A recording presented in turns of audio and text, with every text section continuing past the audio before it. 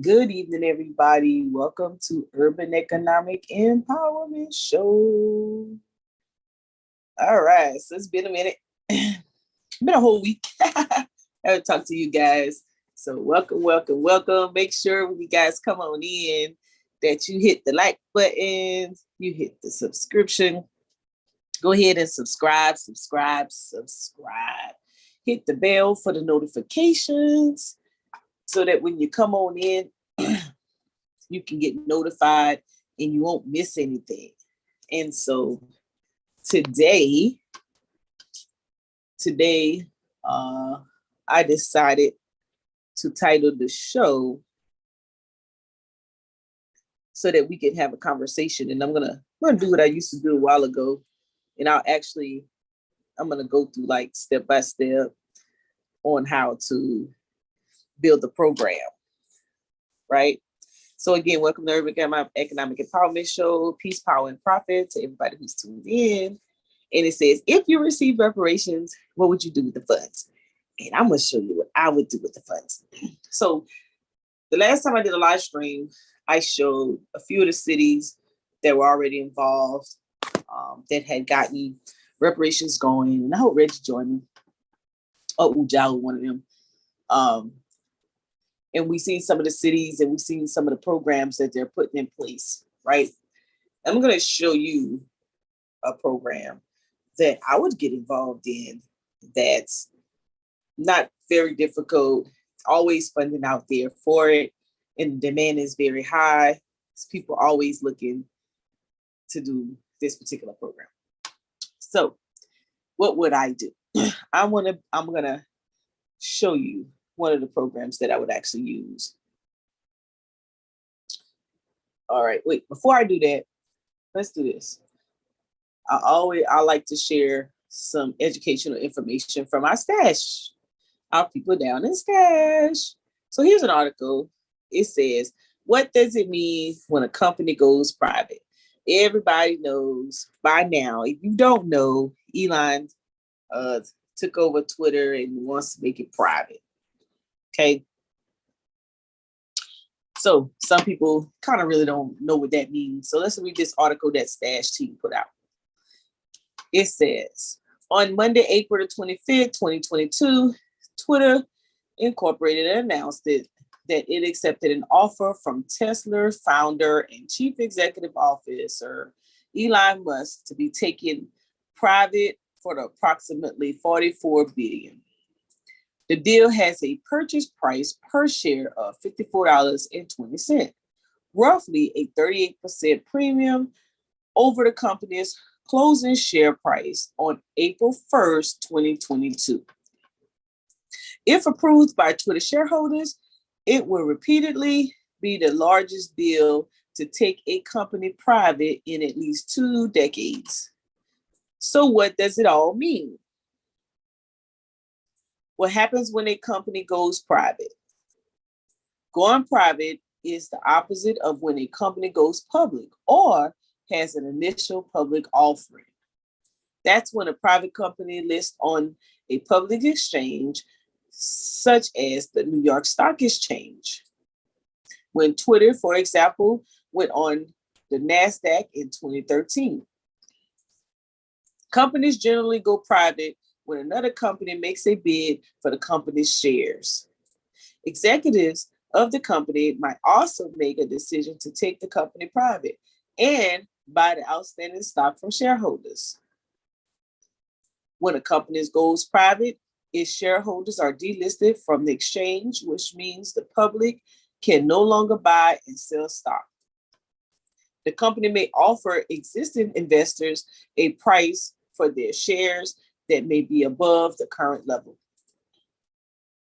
In recent weeks, Musk purchased a 9.2% stake in Twitter with 73.4 million shares worth of $2.8 billion, making him one of the company's largest shareholders.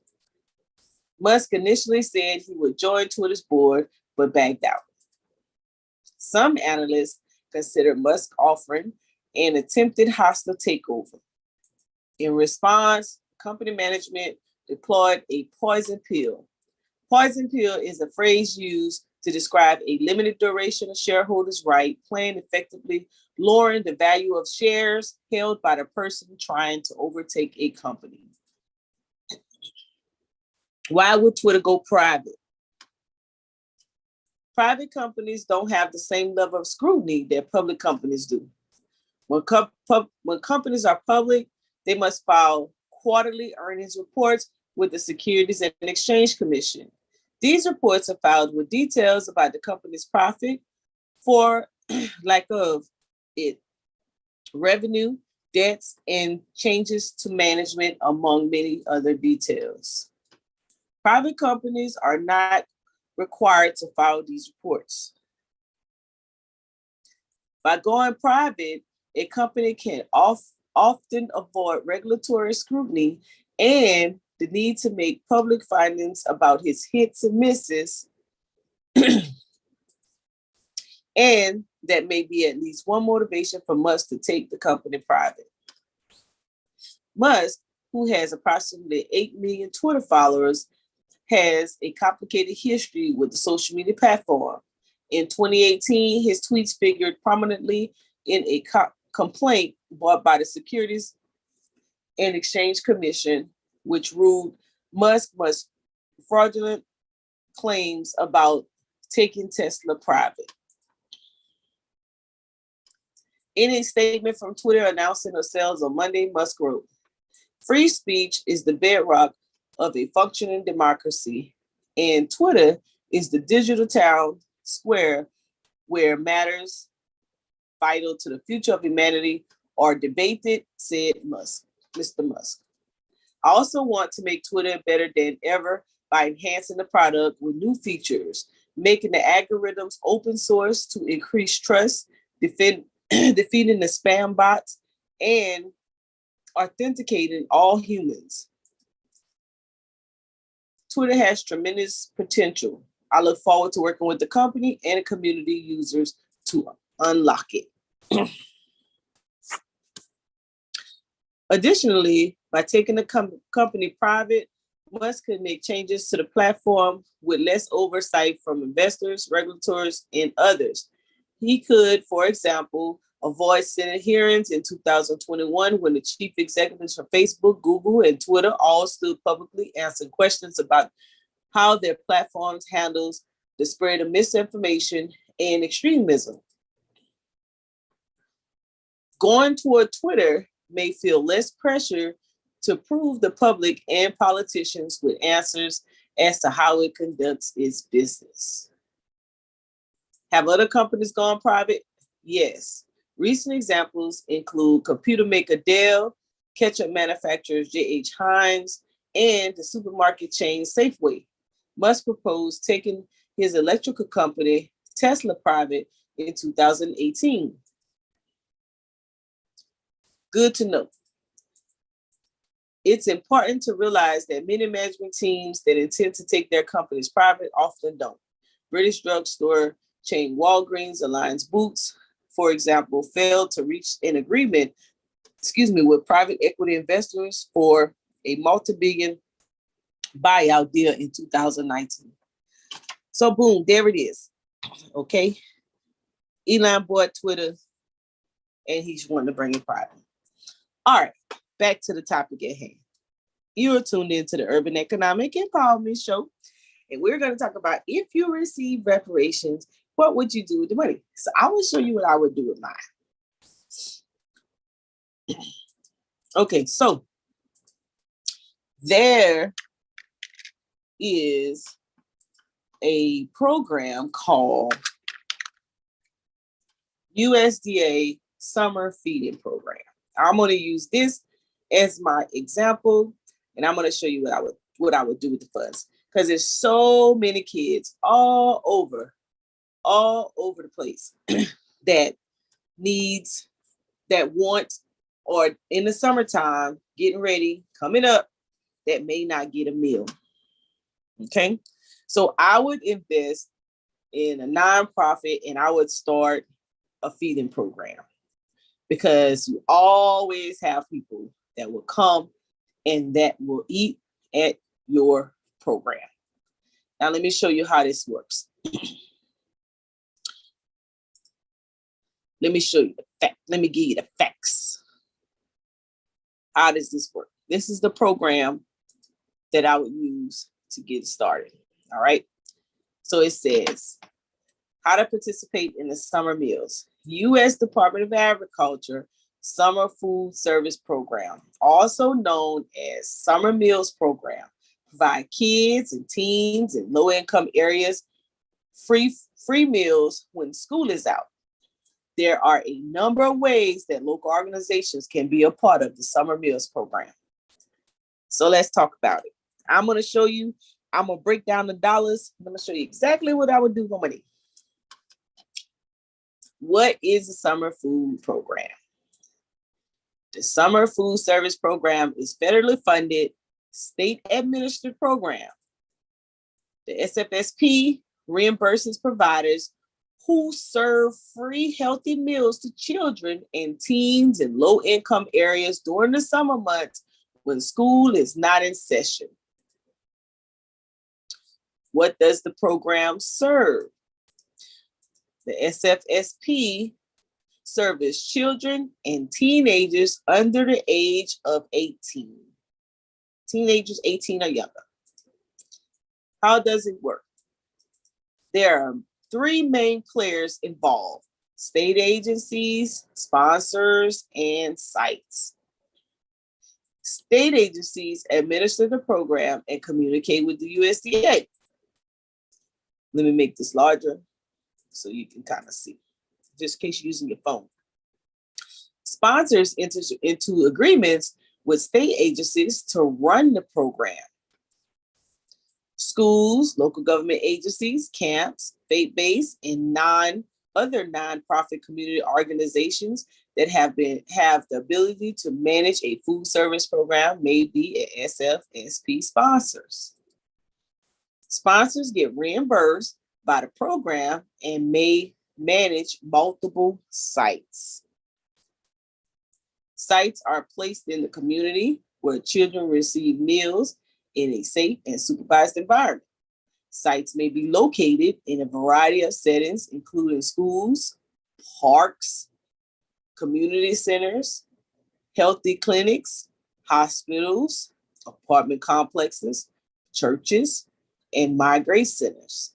Sites work directly with sponsors. How can your organization participate? You contact a state agency to see if you can become a site that serves summer meals.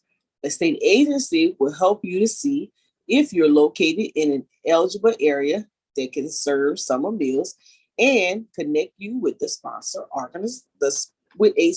organization. Number 2, promote the summer meals program to your community. Put up flyers and door hangers with information on where free summer meals are being served to help families find a nearby summer meal site. Number 3, provide fun activities for the kids and teens at your site to keep them coming back and to keep them physically and mentally active. Recruit teens to help at your site to give them responsibilities and new skills. Number 4, volunteer at other sites. Help serve meals or transport meals for other organizations that are involved with the summer meals program. Organize physical or learning activities for kids and teens.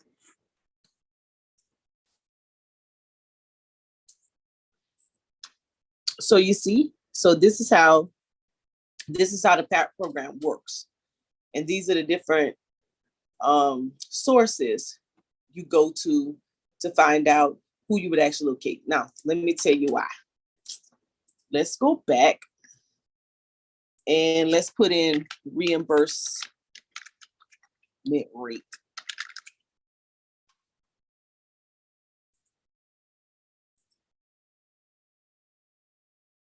Bam. Let's go here. So we're looking at 21, 22. And let's see the rates that you would actually get reimbursed.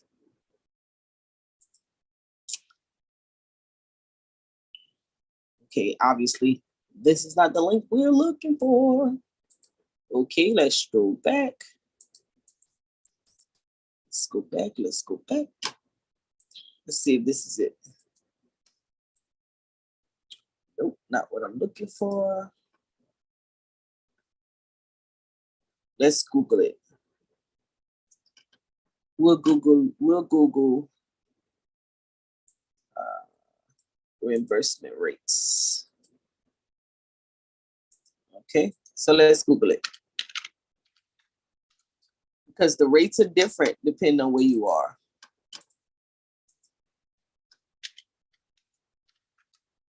For 2022.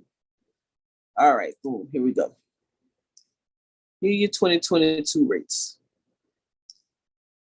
Okay, so here we go. All right, so the rule of thumb is that you can only serve 2 of these meals.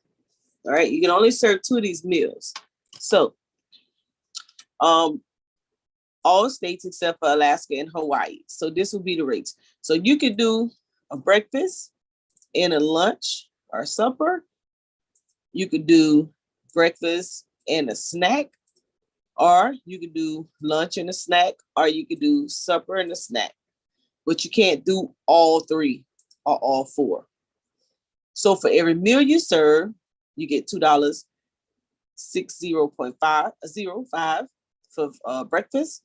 For every lunch, 4.5625, and for every snack, 1.0775. All right.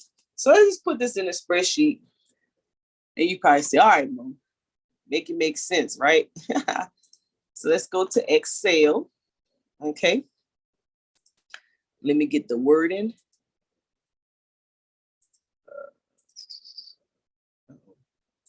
Email all up. Let's see.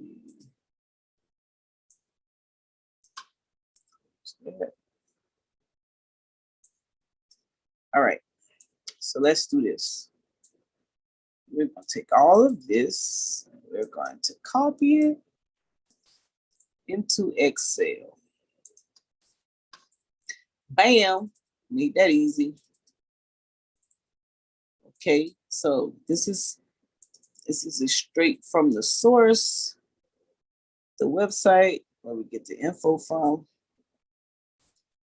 Make sure I get that, because you know people size you up. So what's up, girl? Okay.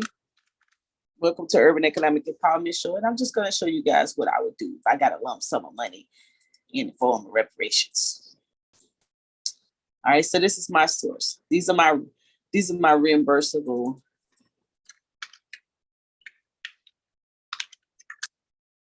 This is my reimbursable rates right here for the meals, because I would do a feeding program. That's what I would do. Okay, so then let's break it down. So this is, we're gonna call this the legend. And then we'll open up another tab, and we're just gonna take this right here. We're gonna open up another tab.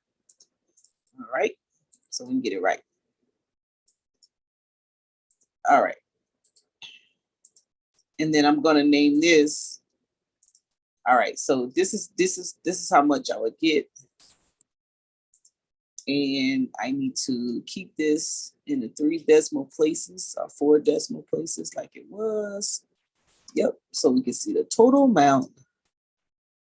Right now, here's where the fun begins. You say, now, why would she choose that? All right, so here I'm gonna put number of meals. The number of meals will be determined by the site and how many kids you can get per site. But we just gonna, for classroom purposes, we just gonna say total number. If I go out and do a survey and find out how many kids I could possibly serve under the age of 18 in a day. Okay, so the first thing, let me back up. So what would I need? All right, I know how much money I'm gonna get reimbursed. So what would I need? What would I need to start feeding program. All right. So the first thing I may need is a kitchen. Okay. The second thing I need delivery vehicles.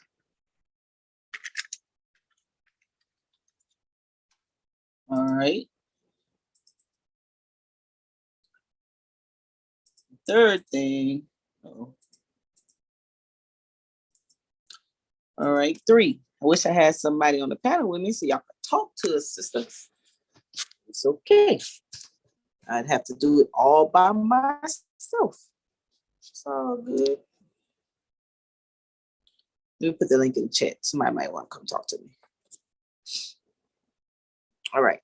So the second thing I want, okay, so we need a kitchen, we need vehicles, we need staff. And I think that's about it. All right. And in the staff, you need at least a program. I need a program director. I need a site monitor. And I need some cooks. Oh, I also need a driver. All right. So, I think, so this is what I need in reference to staff. Oh, I need a vendor. I need a food vendor, right? I need a fuel vendor.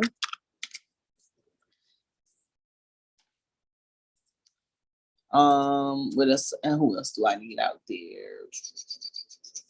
And I need supplies.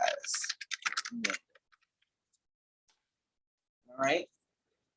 I don't know. You guys could think of anything else that I would possibly need.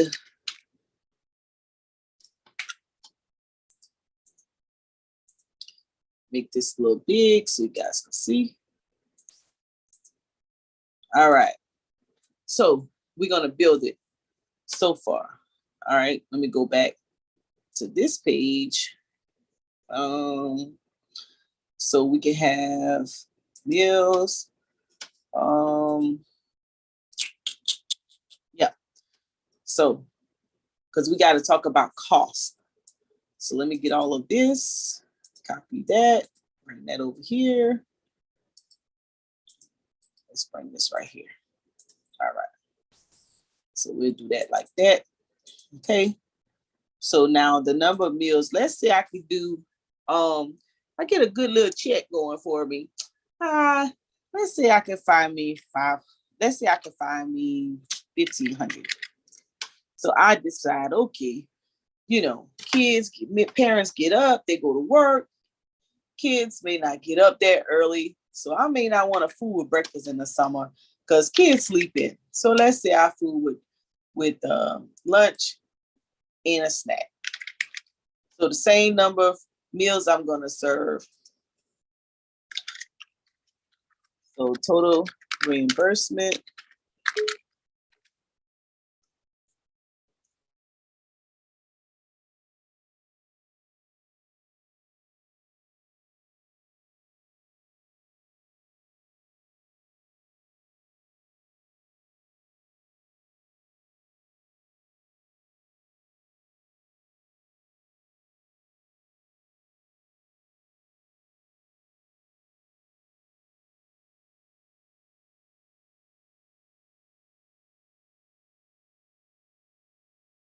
Hello? Uh-oh. All right. Can you guys still hear me? Because somebody called my phone. Can you still hear me in the chat? I don't know. Let's see if they can hear me. Peace, power, and profit. All right. I think you can hear me. All right. All right. Again, peace, power, and profit. You guys tune in the Urban Economic Empowerment Show. And I'm just sharing. If I had received a lump sum of funds in the form of reparations. This is what I would do with the money. So I'm just going to break it down. All right. Show you exactly how I would handle these dollars. All right. So my total reimbursement, right? I would take the number of meals times the reimbursement rate. All right. And I would do it for both. Okay. Now, keep in mind, everything I do is driven off of how many meals I can get out the door.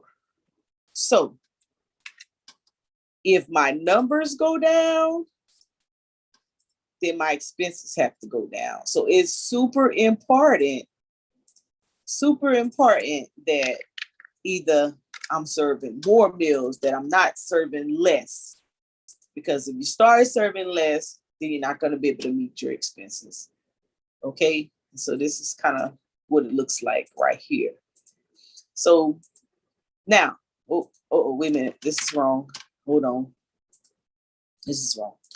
All right, so it would be, hold on, I'm missing a part. So it would be the number of meals and then the number of days. I almost missed the part, days.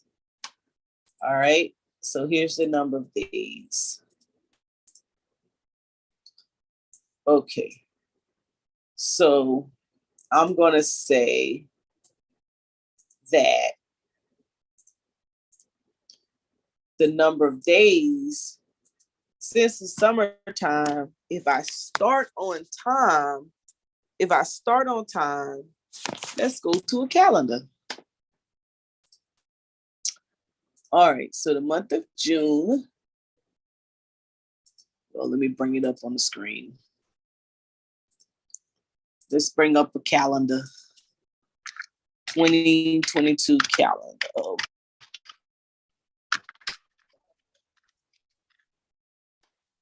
right, to calendar.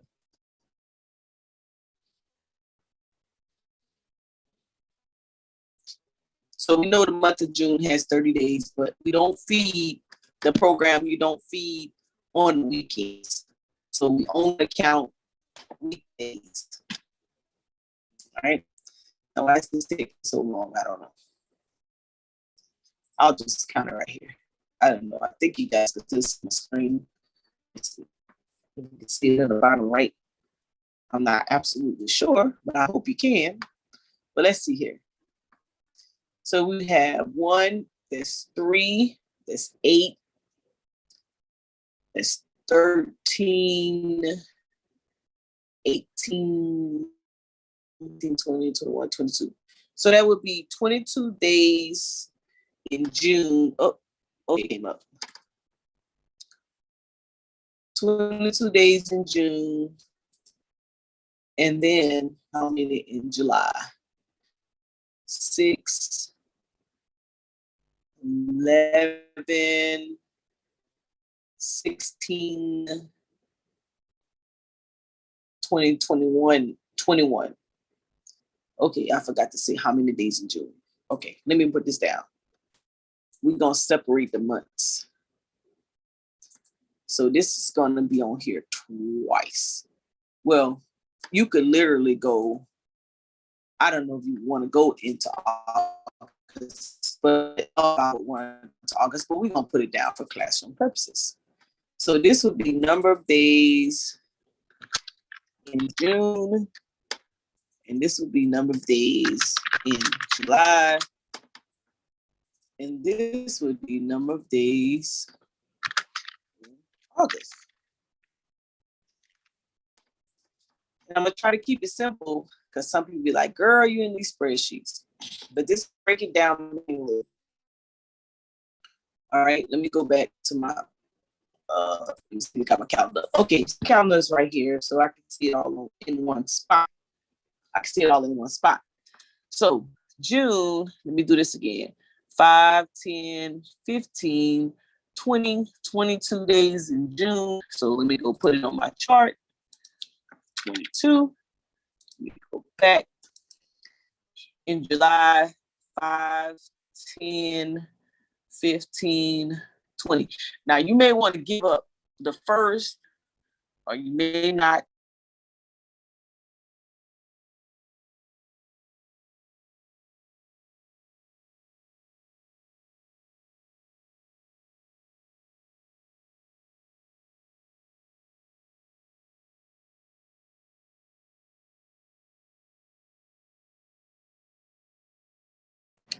So 21 days in July. Uh-oh, hold on. Make sure nobody trying to. Did I got drop out?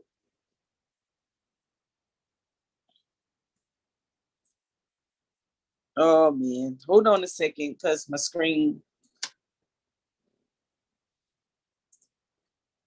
Do this. Let me share my screen again. Share. Minimize that. All right, we back. We back. I need a new internet service because man, it keeps tripping me out. All right, so we back. So 21 days in July and August. Kids normally go back sometimes the third week. So let's just say we do the first week in August. So let's say 5 days in August. We could really roll with 10. Some people don't end their camps until the 12th. So let's do 10 days in August. So let's say 10. So the same amount of days for lunch, we'll do for a snack. All right. Okay. So this number is going to change because that's not right. So we would actually take the rate, reimbursement rate, times the number of meals times the number of days in July times, times the number of meals times the number of days in June times the number of days in July times the number of days in August. Ooh, wait a minute. Let's do it like this because I didn't give it the right way. Let's do this. Let's say total number of days.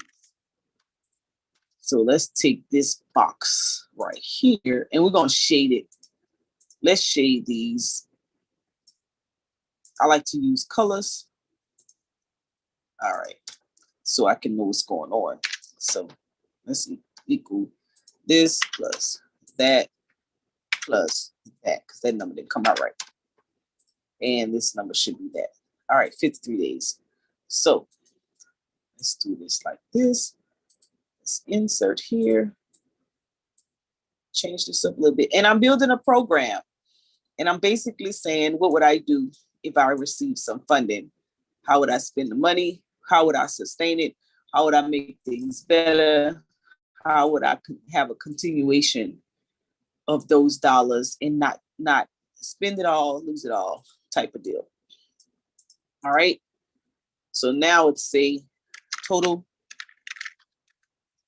reimbursement.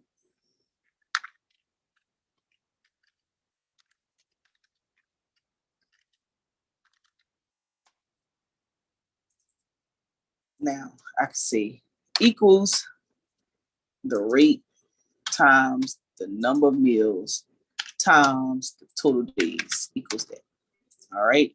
And all the way down. All right. Bam. That was right.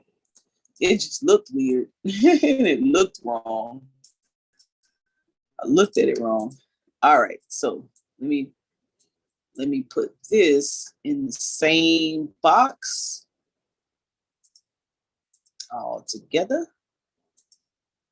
Same color scheme. Bam. This box, I'll make this one. Put that all together. And I'm going to change its color scheme. Change it to green. And I'll just keep this color scheme. I'll change this color scheme to blue. And I'll change this color scheme to gray. And this amount over here, I will put in yellow, and it will be a sum total of the days. All right, so bam. this is what I would be looking at. Oh my gosh. Oh, okay. Let me make sure this connection. Let me change this. The connection is jumping. I apologize, you guys. But thank you for tuning in Urban Economic Empowerment Show. And basically, I'm just showing how when you get a sum of money, how you can make it work for you. How you can make it work for you. Let me share my screen again. And obviously, the screen is going to keep jumping. I don't know what's driving me. And this is why my Apple is messed up. My MacBook is messed up, but I have to use a regular computer. But it's okay. I think it's the service, and I have a technician coming out to check on it because I don't know what's going on. So it keeps jumping off. So bear with the system. All right. So let me make this a little larger so you guys can see it if you're on your phone. All right. So boom. All right. So the number of June. Let me go over this. All right. So I'm gonna go over it one more time. Go over it one more time. All right. So if I stuck to the plan, no changes, and I fed 1,500 meals, 1,500 lunches, and 1,500 snacks, right? And I did this for a total of 106 days, right? Reimbursement. This is how much I would earn. So I have to take, now this is the revenue. This is where the money is coming from. Bam. I didn't even start. I didn't put any money in. However, I have to say, okay, what are my expenses to get this thing started? I know how much money I'm going to make, but now let's see how much money I'm going to spend to make this money. Okay, so this is my total reimbursement. These are my revenues. Okay, my program revenues for program income. Say it that way. Program income. All right, bam. That's where it's going to come from. Just like that. All right, so this is going to be the expenses. These are my expense items. So let's do this. I'm going to move this back over here. Okay, it's over like this. And this should be over here. Is this in another block? Yeah. All right, let me move this back into this spot right here. Peace, power, and profit, Brandon. All right, so boom. This is what I got. This is what I got. This is what I got. All right, so now I'm just going to do an abbreviated version and say, okay, how much is it going to cost me to get a kitchen? All right.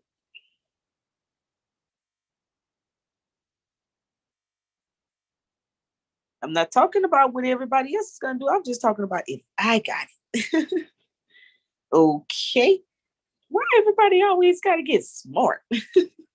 I'm just giving people an idea. Everybody's not connected to everybody.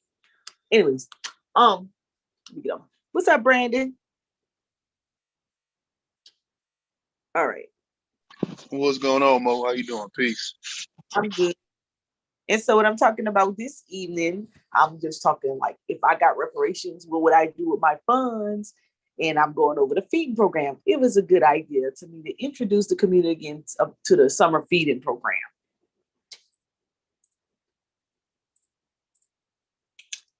All right.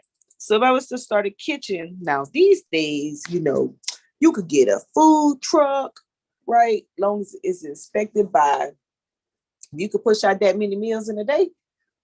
You could get you could get some land. Oh, well, let me do it like that. So I'm gonna do it all. So let's go down one. Let's add land because I need some land. Because what I would do is I would get one of those trailers. So let's price it out. I'll go here. Let's go back to Google. Oh, and let's do, oh, let me go back here again. Let me get my calendar because I have to have my source. Let me screenshot it. Go back to my Excel. Go back here to my little legend. Bam.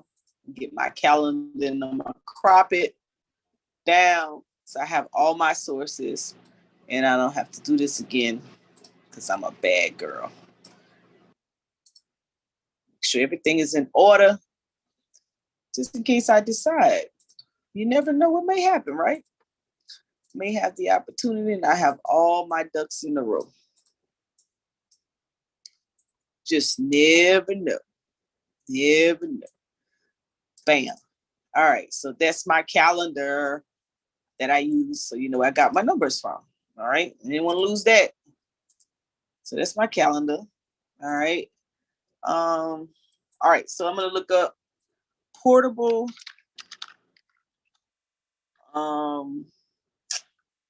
sheds for sale.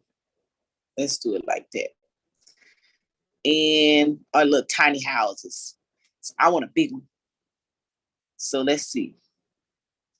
Let's go to Handy House of Oak Grove. Let's see what they're working with. Okay, so Handy, oh, let's go to the website. Let's see how much they're going for. All right, so let's look at their products. And I want to buy a double. That's pretty big because I'm gonna make it out of a kitchen, but I need a wooden one. Let's see, a turnaround building. That might not be big enough. I got that size right now. Hey Mo, any reason why you want a wooden one? Because the tent ones that I've so I have two sheds in my backyard. One is wood and one is tent. And the tent one, the walls, they kind of walk. You know what I'm talking about? They like, Yeah. yeah. When the And I wind don't know. blows. Yeah, they like wop or whatever. And I don't know, maybe because how they put it up. I don't know. Maybe if one was already. Now, I'm not saying that I wouldn't get one that has vinyl on it, like your house. But I would rather wood. I don't know. Let's see vinyl buildings. But see, this got wood in the inside. So see, I would work that. But I need a 20 by 20. I need a big one. Let's see. There's a site. This one ain't good. I would have to go through all of these little things. Let's see. Let me go to another site. There's a one that I could go to. Let me see. Let's see. Let me see. I could have went to the one that I got mine with. Yeah, I want to see some big ones. Build your own. All right. Yeah, see, I need a big one. Because you got to be able to put a hood in, right? For the kitchen. I need a 20 by 20. One of them big ones. Let's build my own. So here we go. So I'm just showing you guys. I'm actually, if you're into nonprofits and grants and everything like that, this would be really good for you because I'm actually showing you how to construct the program and how to put it all together before you get out there and do anything. So this one is, I want one. I don't like this style. I like it side by side. I like it when you can open up the side. Let's see. Let's see. Oh, I like the porch. The porch is cool. a garage back. That could be interesting for loading and unloading. And okay, no, I don't like that door by itself. I like the porch. And look at this one. This one's huge. Yep, I like the loft because it's extra storage room. Okay, so let's go with that. Okay, that just made it smaller. 7 size, 6 size. Okay, let's do that. Did my screen go out? Okay, cool. All right, now let's do the size. I would like it to be big because I'm building a kitchen. So 14 by 20 is good. Might be a good size. That's seem like enough wiggle room for me. Or maybe, let's say 28. Yeah, that might be enough. I can have the kitchen piece, and then I have to have enough room to set up tables to be able to push all of that out. All right. So we're looking at $16,418. So let me screenshot it. Bam. Go back to my spreadsheet. Go down here. Paste it. So I have to go figure out where I got it from. Got it from right here. And I could just leave it that big. That's fine. How much it was again? $16,418. So my kitchen, $16,418. All right. All of this is gonna be in dollars. All right. This is it.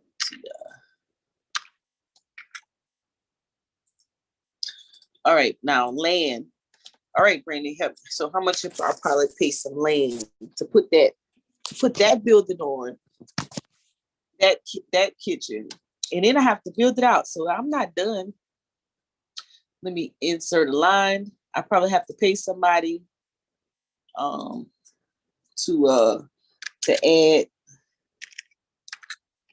kitchen appliances. So I had to put add appliances. That's probably gonna cost another 10 G's, right?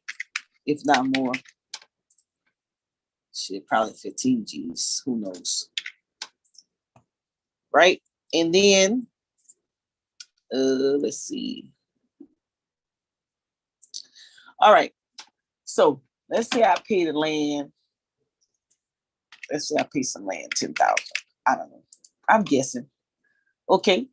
Now, vehicles.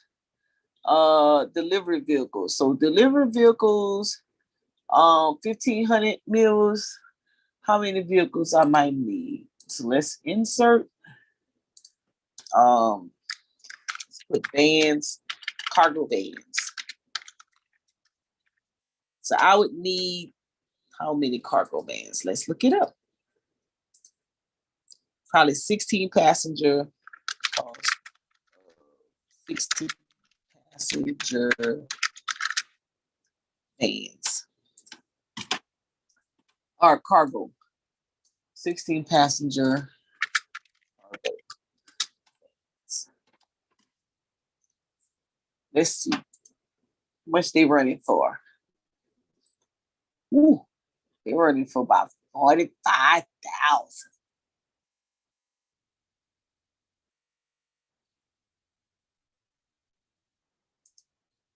All right, that's cool. 45.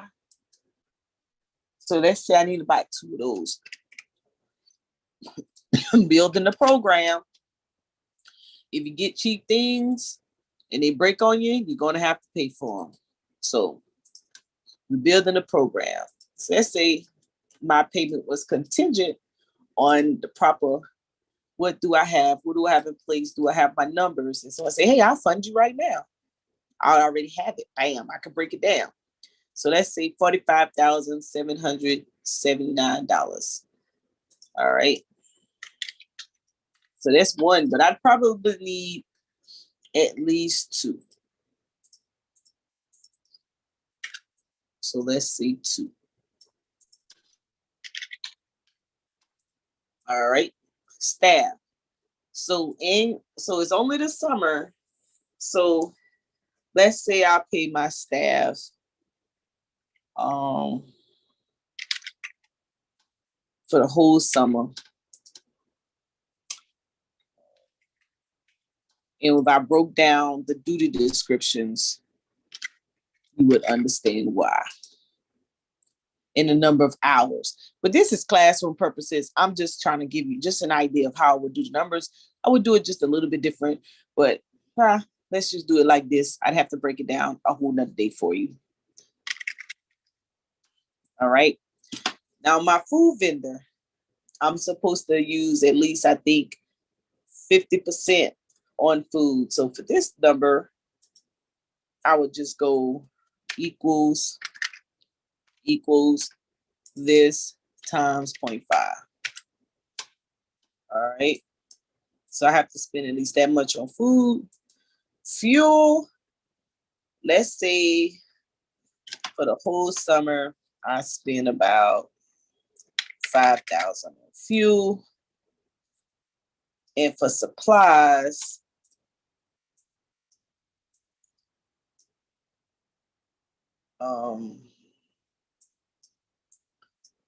let's say for supplies,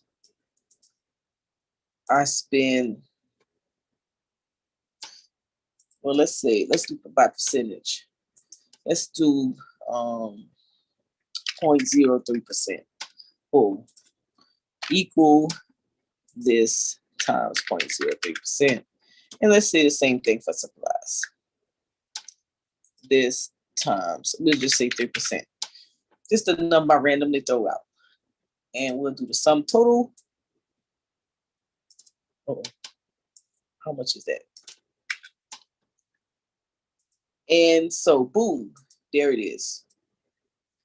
So my expenses would be $426,068.80. All right. So make that transparent right here. My income would be this. And my expenses for my program would be this. And so my net profit, and that's how much my net profit / loss, if I had any, would be that. Make sense, Brandon? Yes, it does.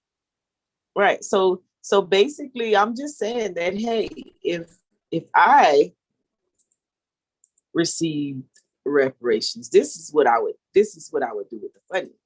I would, and check it out, I'm only doing it in the summer.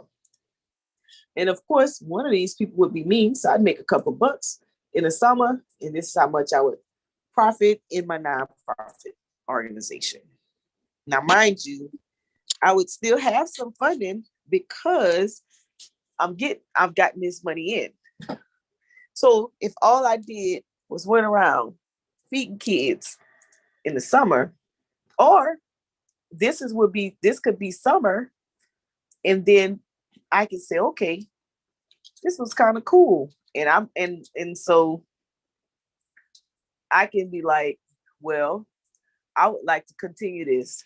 And let's say I wanted to carry it over to the fall. And let's say I wanted to do Meals on Wheels, right?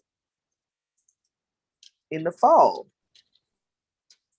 So basically, I would tap into a different source of funding. So let's check it out. I don't have to rebuy a kitchen, right? Let's see. I don't have to rebuy anything. I have everything that I need. So here's the cost. I want to get it from the actual site. Well, that's 2017. That's old. Hold on. We need to get 2018. So they're saying it's between $6 and $7 per meal. Let's get 2022. 2022 rates. That's the summer Meals on Wheels. And then this one is $7.39. I have to make sure I get the right site for that. They got $7. So it looks like it depends on the county. So for classroom purposes, let's just go with the $7.39. And let's say we were going to do the same stuff. So this one would be summer. And then I want to build a fall. So you say, oh, what you would do for the rest of the time? Okay, let me copy this. I could just copy it. Delete this one. We'll change this one to fall. Let's delete this stuff right here. So basically, I just kind of and there's other things, there's taxes and all that stuff involved. I just kind of put a program together for you. So now this one would be a little different. This one would be fall, and it would be Meals on Wheels. So it'd be a deal different. And it's only one meal, not mistaken.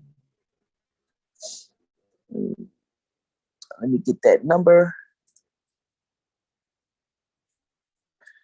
This would be, and this would be for 60-year-olds of age and older, right? Monday through Friday, who are homebound. Okay.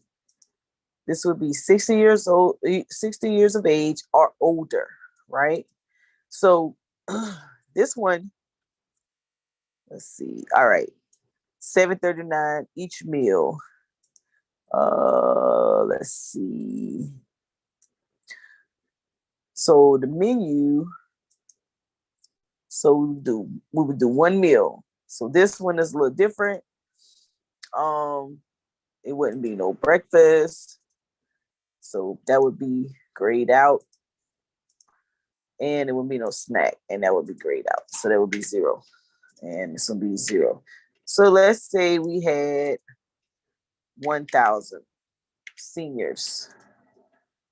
Same in the fall, let's look at our calendar. Go back up. Look at our calendar. In the fall, let's say we did it August, September, October. Right? So we would do 5, 10, 15, 20, 25. Oh, wait. 5, 10, 13 in August. So we have 13 days in August. Let me change the wording. So this will be August. This will be September.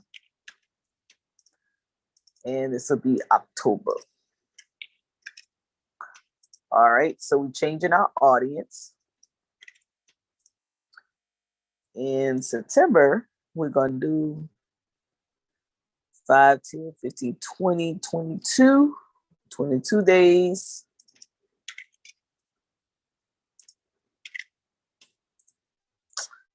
And then in October, 5, 10, 15, 20. 20 days in October. Bam. So we would look like this, and we wouldn't have that expense. We wouldn't have that expense. We wouldn't have that expense. We'd probably have a note, but we paid them out. So we wouldn't have that expense. We wouldn't have that expense, but we will have these. And there it is. And boom, there it goes. What do you think, Brandon? I like it. You like it, huh? Yeah. Quick question for you though. Is this one for the homebound, correct? Yes. Okay, so these meals are pre-prepped. Only thing you're doing is just taking them to the house, right? No, we have to cook them. Oh, you got to cook them too. Okay. Yeah, we cook them. We prepare them, and then we take it to the house. So we only paying staff. We buying the food. You know, we filling up our vehicles, buying our supplies, and we deliver them. That's it. We don't. All of this expense. Remember, we spent it in the summer. We covered that expense in the summer. So we're gonna go ahead and pay everything out. We ain't gonna penny pinch the money. We're gonna go and pay everything out. So now only thing we have to do is pay staff and cook them, buy the food and cook the meals and deliver them. Okay. Okay. So this would be what we would profit coming out of the summer. That's Granted, not bad. this many meals. Now, this one really could go in the fall. It could be year round. We could do this year round, right? We could really do the seniors year round if we wanted to. You could drop the kids. You could pick up after school if you would like, but you could drop the kids, and then when the kids are in school, pick up the seniors. You could run the seniors in the summer, so you can run the seniors and the kids at the same time. So let's pick up these dates right here. Let's insert them right here. What I wanted to do. Hold up. I want to push it. No, it's not gonna do what I wanted to do. Hold on. Insert. Let's get a copy. Let's add in the summer months, and we'll pick up Meals on Wheels throughout. These are gone. We don't have any numbers for these dates, so we'll take that out. So the only dates we're running is the supper, like that, right? And bam, look what you get. Oh wait, no, we got to add to this number. Total days. Let's see. Total days will be this plus all of that. So bam, look, check it out. So you can run them. You can run the program simultaneously. Look at your profits. If you run them simultaneously, nine out of 10, your staff, you're gonna need some more. So this would probably double. You'd probably have about 3 or 4 of these folks. So it would probably be times. Let's see. We say number of people. So let's say you would have 1 always, and then you would have 5 monitors, probably 7 cooks, and probably 4 drivers. Let's do it like that. So you would do this times this equals that, and you just bring that down.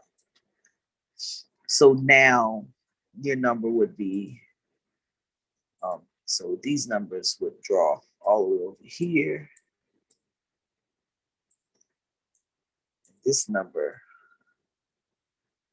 would change. So it would look like that. Make sense? So now, if you ran it all, your staff is going to change. If your staff change, then your profit's going to go down, of course.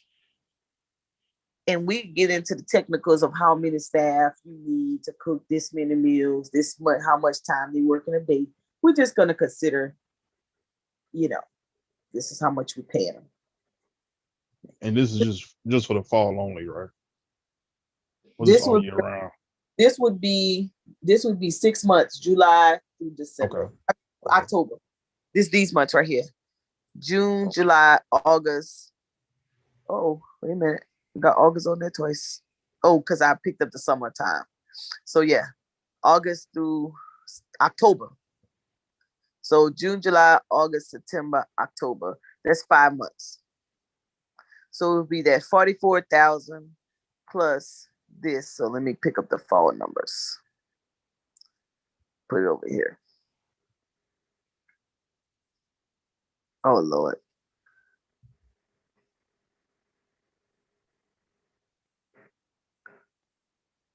Oh, hold up. to take this out and put it on another sheet. So copy. So make this right here and do summary. Make this a summary page. So boom.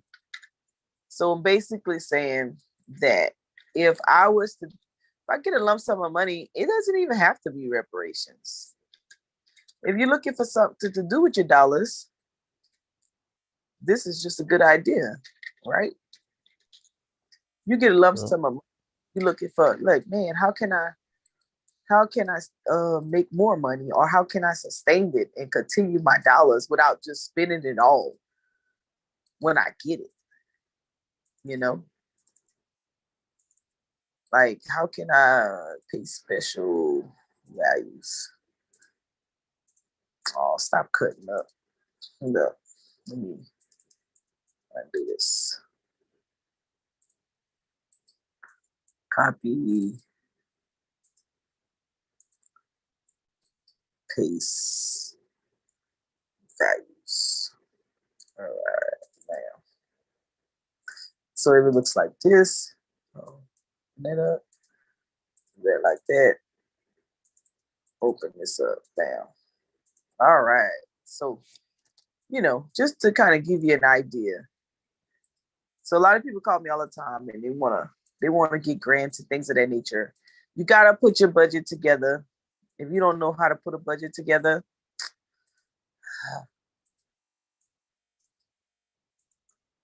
I'm gonna tell you right now, don't stop.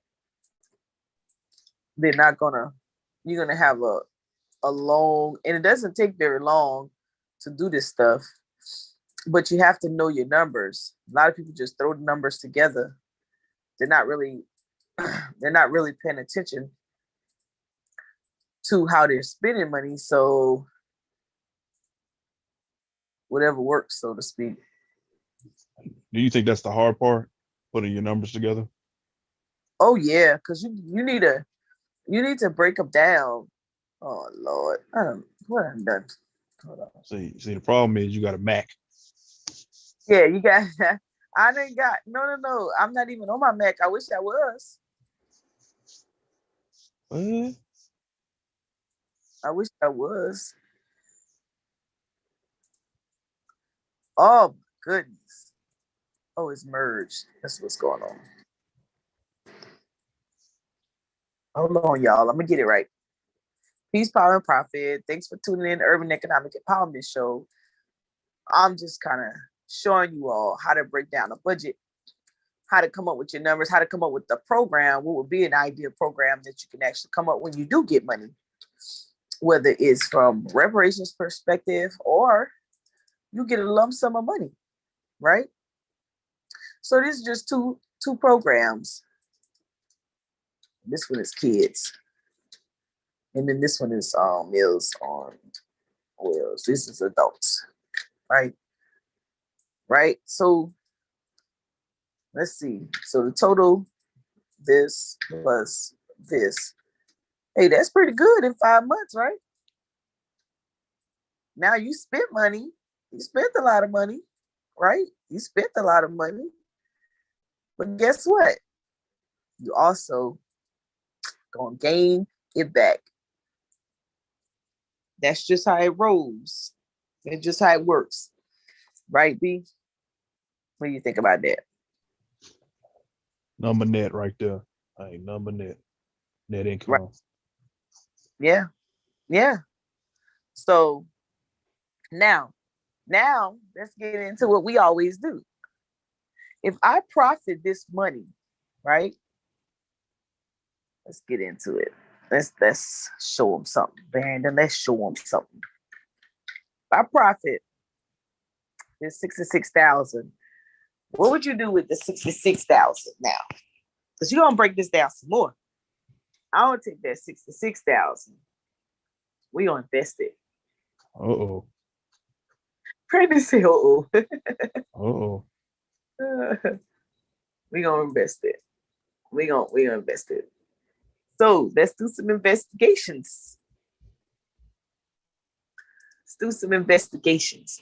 Where could we put our money and make some more money? Because we won. What do you think, Brandon? Where should we go? Where should we go? Tell me. Throw me out some. Where we go? ETFs. We go. You know me. I'm always with the ETFs I first. know. You know, safety's first. I mean, ETFs are more safer than these volatile stocks. I mean, it's basically trying to find a trend right now, and the trend far as like ETFs is going to be like, in my opinion, is going to be energy efficiency. Reason behind that statement that I made was because what did Biden say last year? What's going to happen in California? What's happening all over the world right now. There's a rush to create energy efficiency. You got all these tech companies and solar popping up all over the place. You can look into some of these safe stocks or safe ETFs. Let's see. I want to go in. Okay, I love the stash view of ETFs. Boy, I don't want to log in. So where can I get a list? Come on, boy. You know this one. You know this one. I know Investopedia. Nope. Where? It's a hint. It's ETF, and it's what D? Is it DB or BD? I don't know this one, Brandon. Yeah, you do. ETF. I don't. You've seen it before. I have. DB, yeah. Just put ETF BD DB. Yeah, DB.com. Oh, I don't know. Maybe it's been a long time. It's probably that. Nope, Look. It's not that one. Flip it around. I'm dyslexic. My bad. BD. Yeah, I think it's BD. Let's see. What? Uh-oh, Brandon. Uh-oh. You got the S. You in Google? ETFs with the S? DB. Yeah. Like that? Oh, you're right. Boom. I don't know why I don't know why it didn't come up. Let me benchmark it. All right. So ETFs by type. Let's go there. So you got asset class, alternatives, bonds, commodities, index, BlackRock financial management. Oh no, okay. So these alternatives, bonds, and commodities. And you got ETFs by sector, consumer discretionary, consumer staples, and energy. Oh, we got more. Sorry. Let me back it up, y'all. So ETFs by asset class, alternatives, bonds, commodities, currency, equity, multi-assets, preferred stock, real estate, and volatility.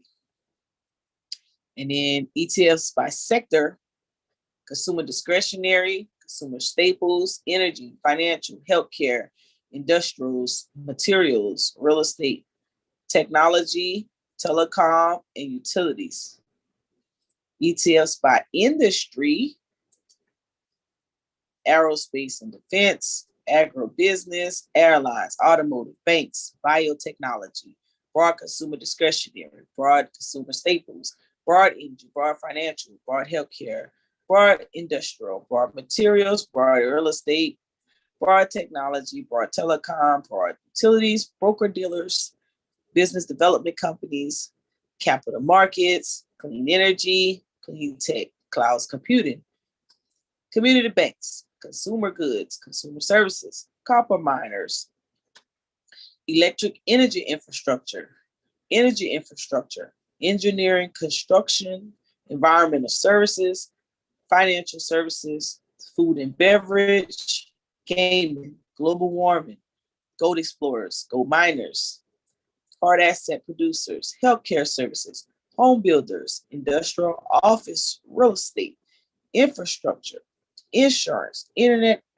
architecture, internet infrastructure, internet, lithium, manufacturing, media, medical devices, metals, and mining, MLPs, mortgage, REITs, natural gas, natural resources, networking, nuclear energy, oil and gas exploration and production, oil and equipment services, pharmaceutical, private equity, regional banks, residential real estate, retail, semiconductors, shipping, silver miners, social media, software, solar energy, steel, timber, transportation, uranium, water, wind energy, yield costs.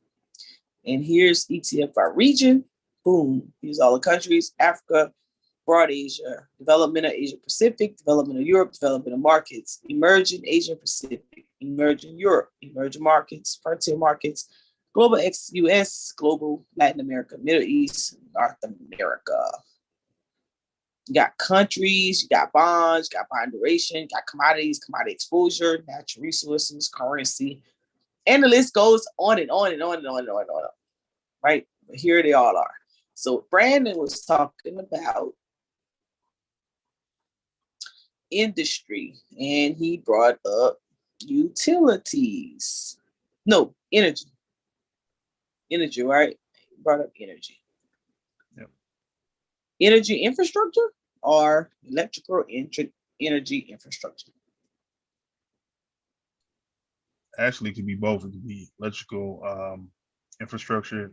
I think I was leaning more towards solar. Okay. No, I mean, you on this one, you can find a good one with a good dividend.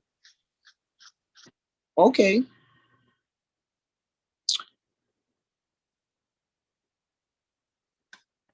All right. So let's say, oh, you said find a good one? All right. So Well, we got to break this down. What's a good one to you? What's a great ETF for you? What do you look for when you look into ETF? I look for the return on investment. I'm looking for the percentage. What's the performance in a year? What is it working with? How is it performing?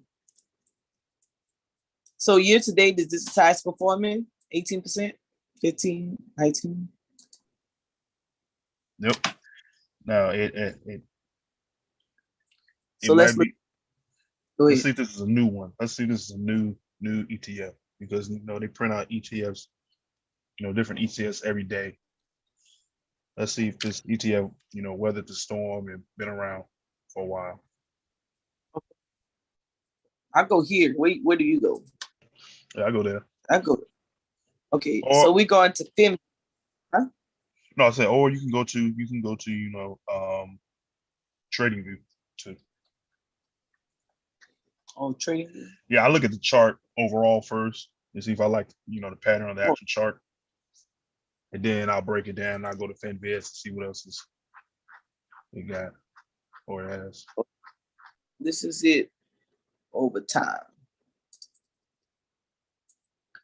Okay, so 2014. So we're looking like. Of course, this is the pandemic.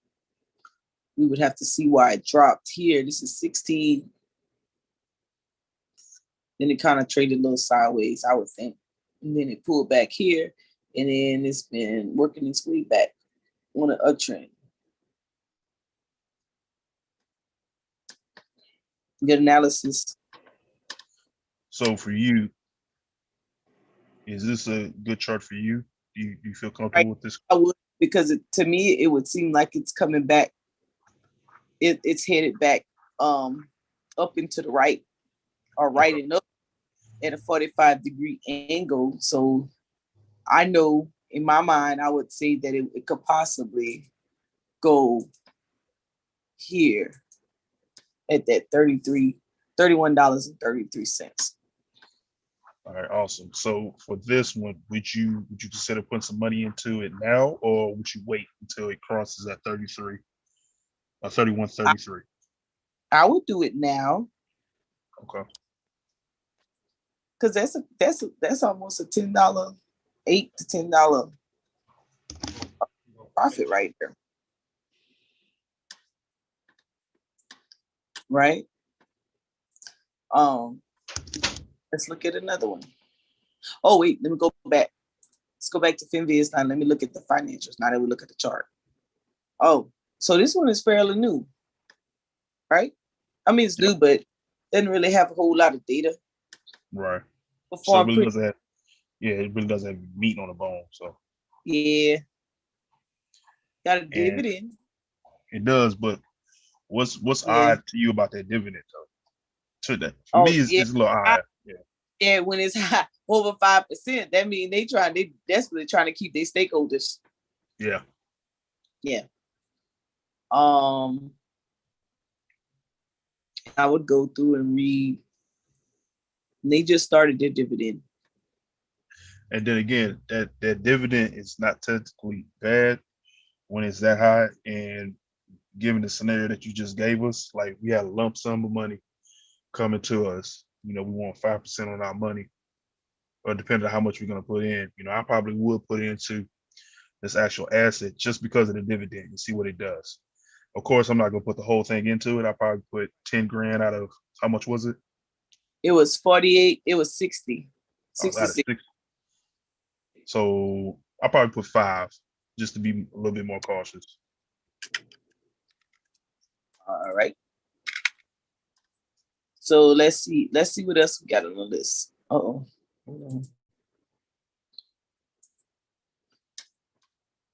We have, let's look at this one.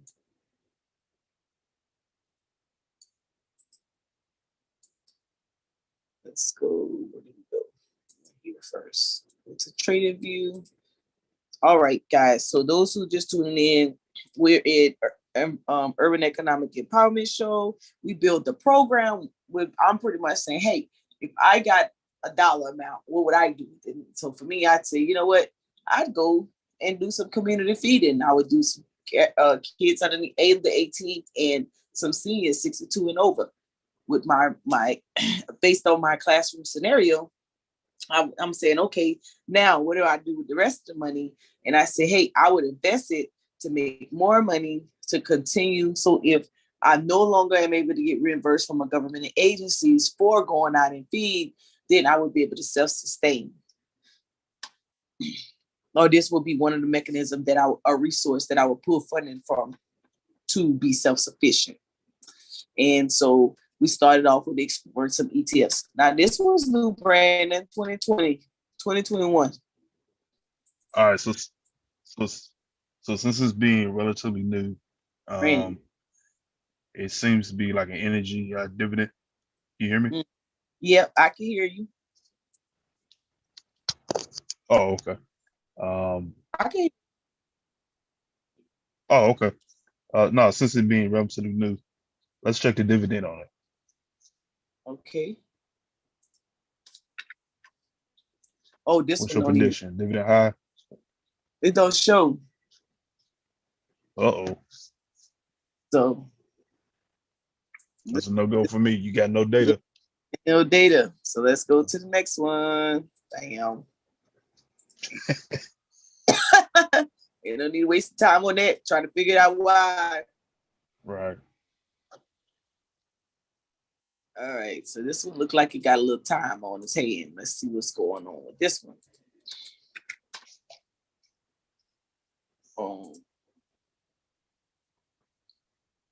Okay. So this one's 2012 to now. All right. Now, what's unique about this chart to you? What stands out the most to you about this chart? The fact that it's just trading sideways. Boom. You said you don't want your money to trade sideways. Uh-uh. I mean, you want it to go up and down, you know, like Yeah. you want a dividend. Is there a dividend for this thing or no? Let me go to it. Yeah, it has a dividend. You don't have a lot of data, but these are pretty new. Not too bad. Let's see. No ratings out yet. Yeah. So we want to let's. But this one was energy infrastructure. So let's go back. Let's get the other energy.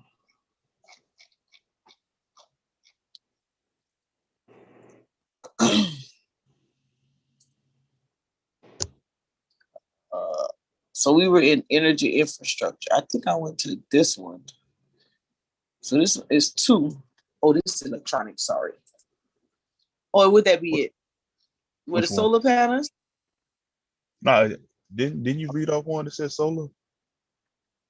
I did. Let me see. Yeah. Oh, there you go.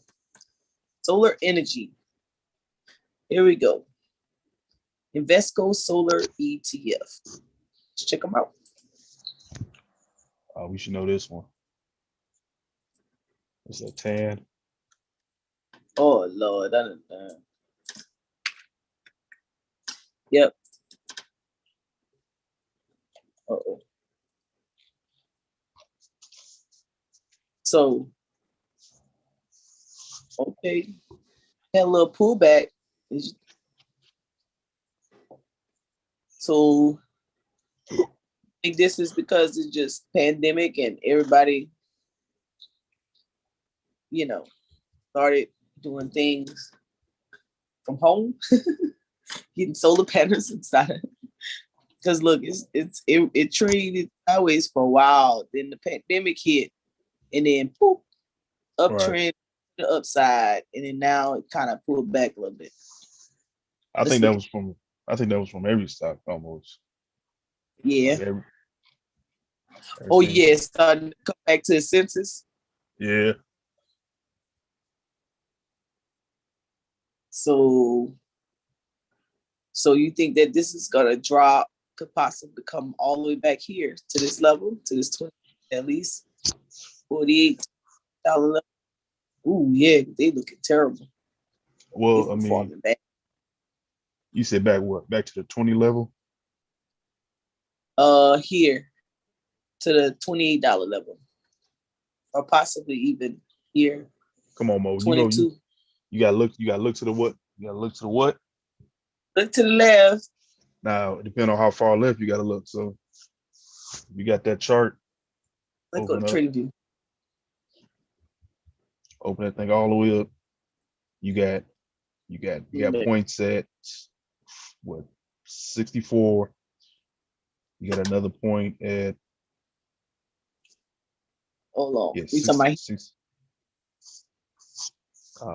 no, it's you got 64. Yeah, 64 all the way back. 64? You going here at this double bottom? Or you going all the way left, all the way back. Because I'm going from the high to the low. So if you go, what was that, 2011? 2011. Here. Yep. Go up. You going here? Yep, keep going up, keep going up, keep going up next candle. Yep. So you got that 6 points. So that's where it's at right now. That's a lot of oh yeah, because it actually tested that. All right. So it's right there right now. Yeah. Hold on, let me put the right here. So we saying here, tested, pull back, sideways, sideways, sideways. It kind of exceeded, but it still pulled back, traded underneath, test, see a little bit, pull back. So it tested it on that candle December, and it's been trading sideways right now. So, and now it's going to trade. So it could possibly stay up in here. Yep, just like it did in the past over here. I see what you're saying here. I see marinate there for a little bit. So boom, in between here, this peak to chart right here. Ooh, look at Mo. She told him. Ooh. Dangerous. That girl learning. Stop, Mo. Everybody know you a master investor. Yeah, right. So boom. So off the left, this is where the liquidity is at, and it's came back to that point here. So we could possibly, think that might be where it's at. So that was that one. All right, what else is on that list? And we have this one, the second one, the Kuwait one.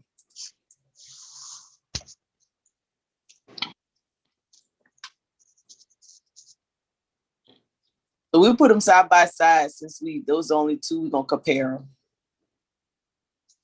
Okay.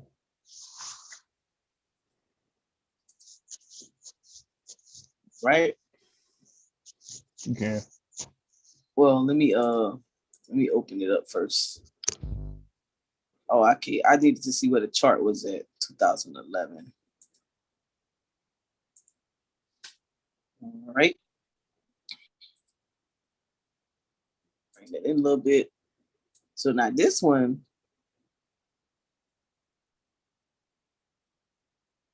kind of almost similar in nature. Oh, Brandon, you're helping me today. And what's unique about this one? Well, what catches your eye about this one? It's at an M shape. This that double top up here. Ooh. Double top. And what else Yeah. do you see in the center? In the center? Yeah. Yeah, Something drastic. Gap. You talking about the gaps? Yep. Yep. 100% those gaps. Feel these gaps right here, huh? Yep. It could come. Oh.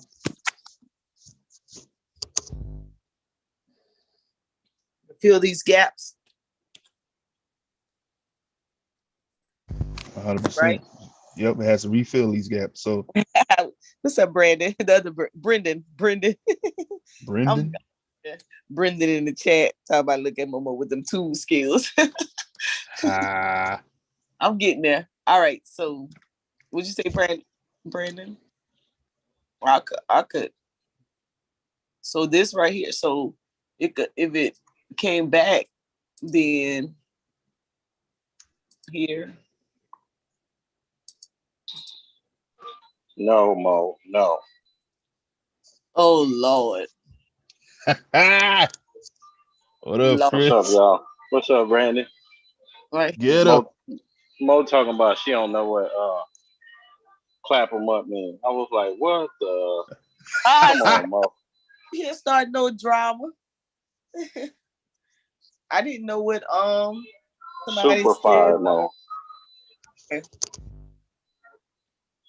He thought that was a new terminology. Boy, Mo be looking for, he should be looking for that information.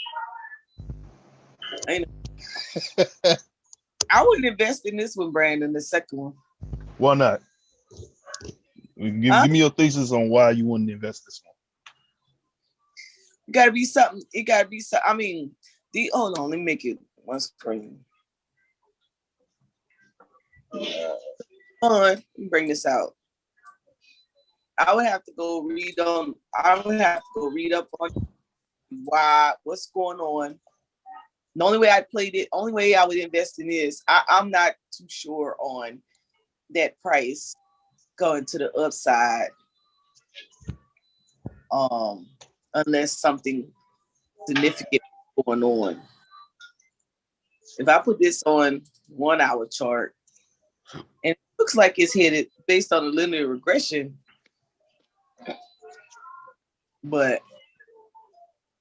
from today, you have to make me out of it. I'd have to go research the company. Hold on. Let me put it over here. Let me see what them financials looking like. I have to check it out. I don't know. It's not on FinViz. It's not on FinViz. It's not enough information for the stock. I mean, Yeah. I wouldn't invest in it myself. I mean, I definitely probably day trade it and see if I can hit that right there. But I mean, it's not enough volatility though. I mean, when you got those little dashes like that, it's nothing happening. Nothing. Yeah. So I mean, no volume. Yeah, it probably don't even have options in it, so I wouldn't play it at all. Right. All right. So that was our solar. That's it on your solar patterns. What about you, Chris? Talk to who will we? Okay, so let me just kind of catch Chris up to speed. So I said if I got reparations or any lump sum type thing, that I was receiving. What would I do with the funds? And I said I would go out and feed kids and seniors. And so I built a program. Here's my legend. Here's my reimbursable for the summer feeding. This is what I said I needed for my expenses. This is my calendar. This is my trailer that this is a shed that I would put on some land that I would buy and build a kitchen.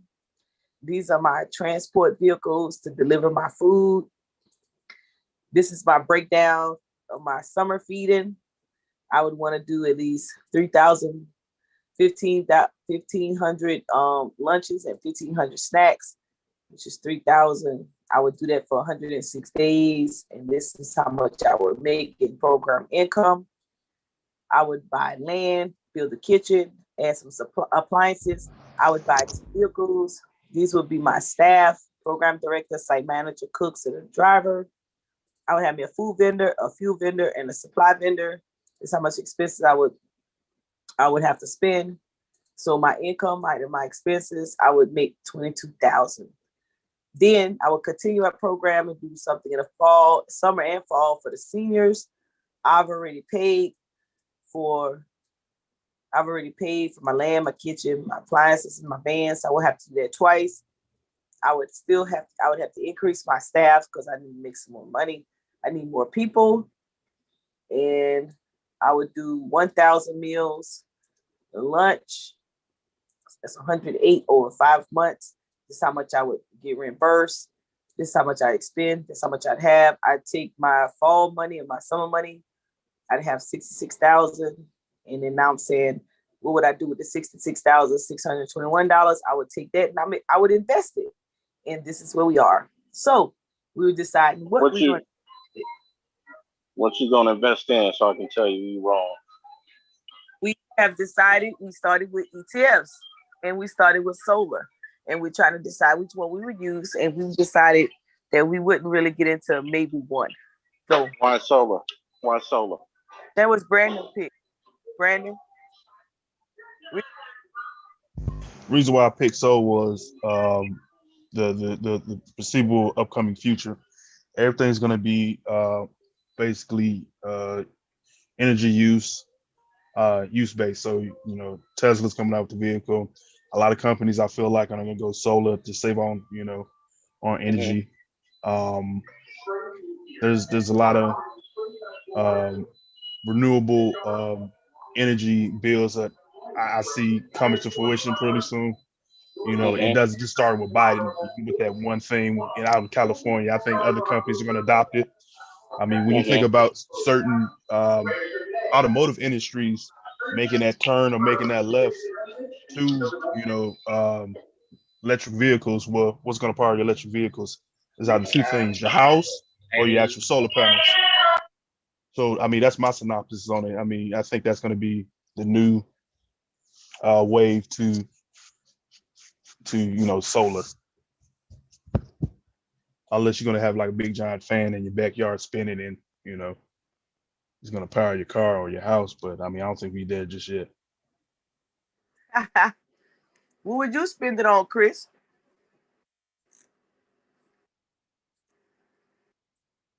You ain't got goose. Okay. So, all right. Before we say what I'll spend it on, I got a question. In what time frame do you think that thesis will take place? So, looking at where it is now, what's the price of it?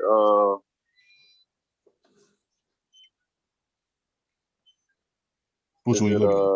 Is that 10 or the other one? Yeah, both of them. Okay, one is 40, one is 62. How?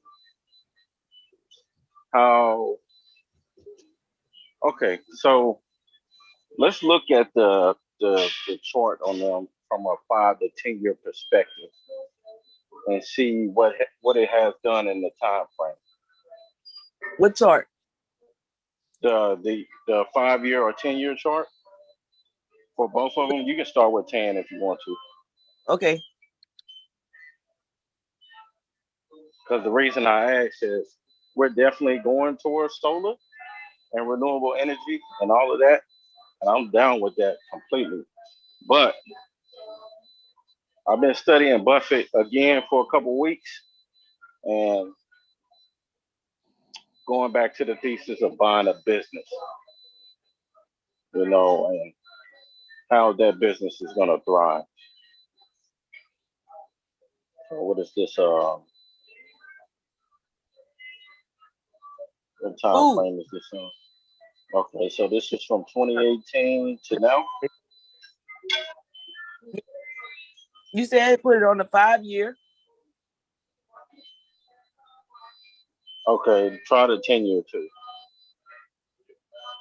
This is all. Oh, it's on? Okay. Okay. So this stock, this stock that this ETF has been getting beat up for a long time. So this actually may be a good time to buy this ETF.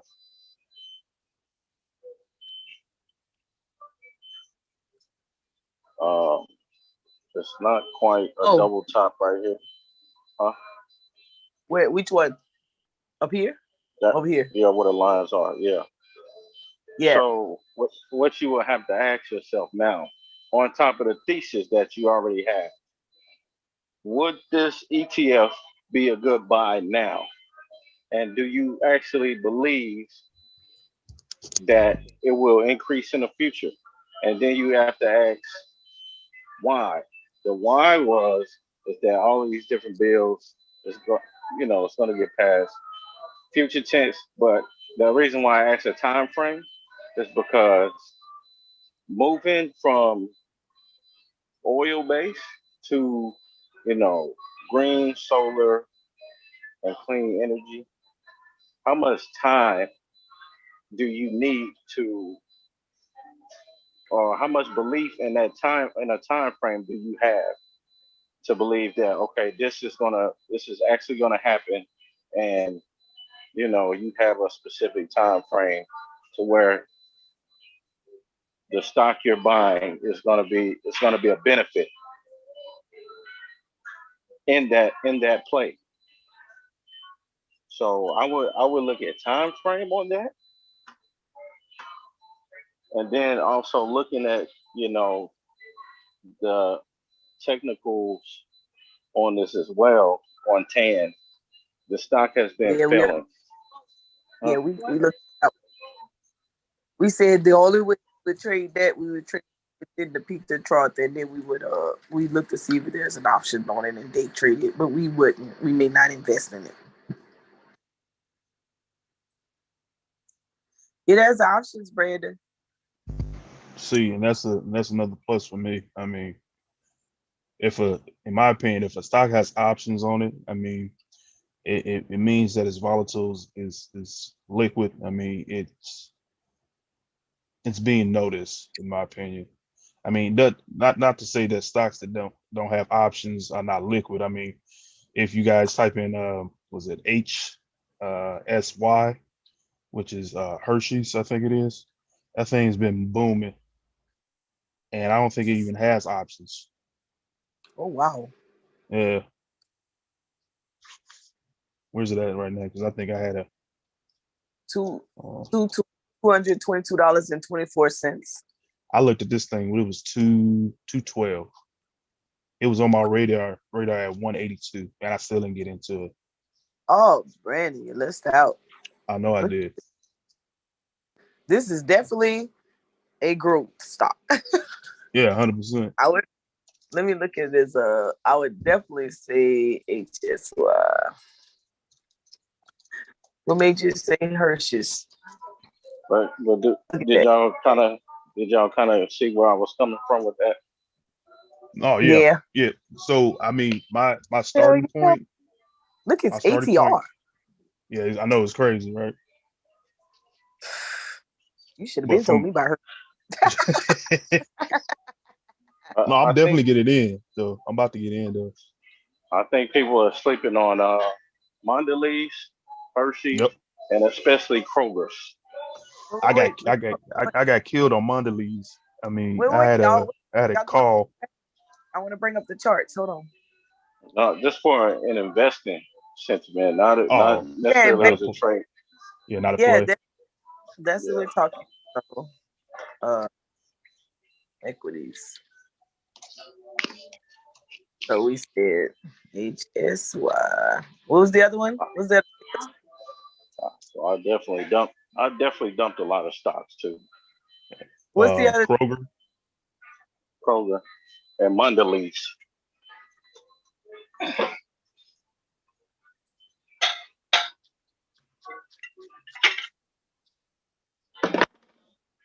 Kroger. Oh wow. KR. Remember we did this last year, huh? How much would you have made? You put your money, you put your stimulus check. What was the other one? Monda who? Mondelez. It's I think it's MDLZ. yep. ME what? MD. MDLZ. Like that? No, take out the E. Oh.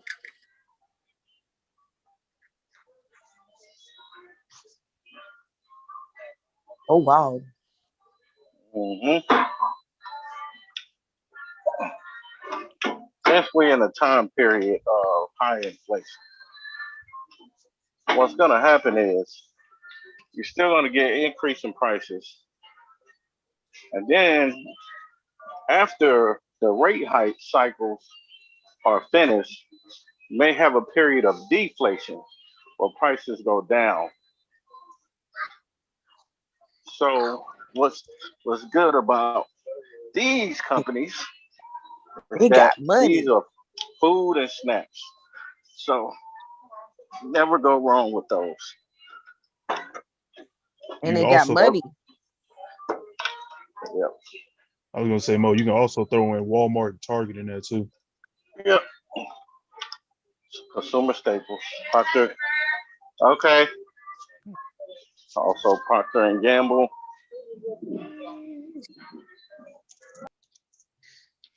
Throw Kellogg's in there too, probably. General Mills. Me and Andre. One of me and Andre's favorite stuff. General Mills. TGT.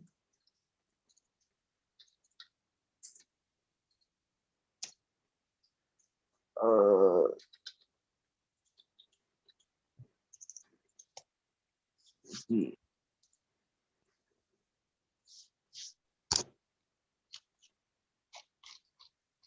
Yes. You say Procter and Gamble? Yeah, PG. Okay. Brendan said pull up their annual report. Give me a second.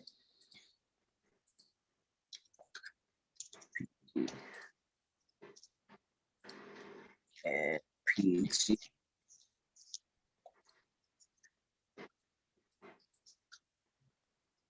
Okay.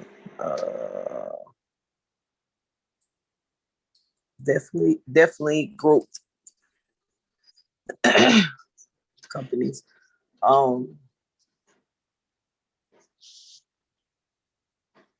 Let's go to what's another good website so I can get all the financials at once? And I was gonna where do y'all go to look for y'all annual financials? You can go to Yahoo. Yahoo, yeah. Finance.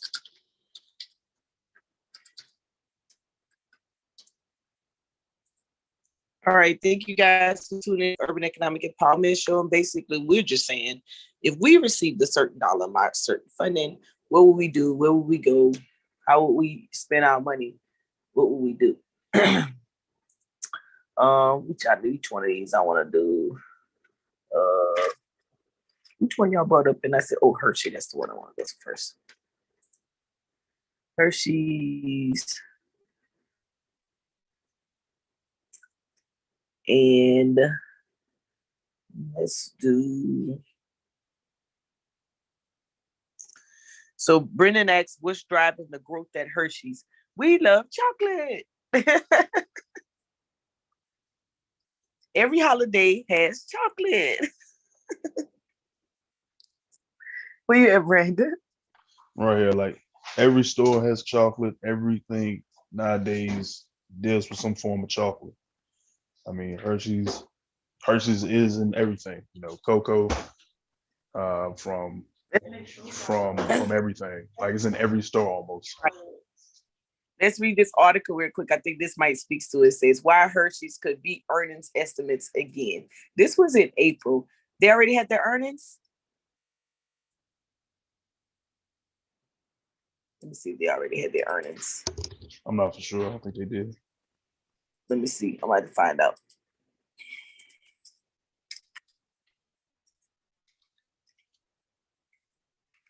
Brendan, you should jump on the panel.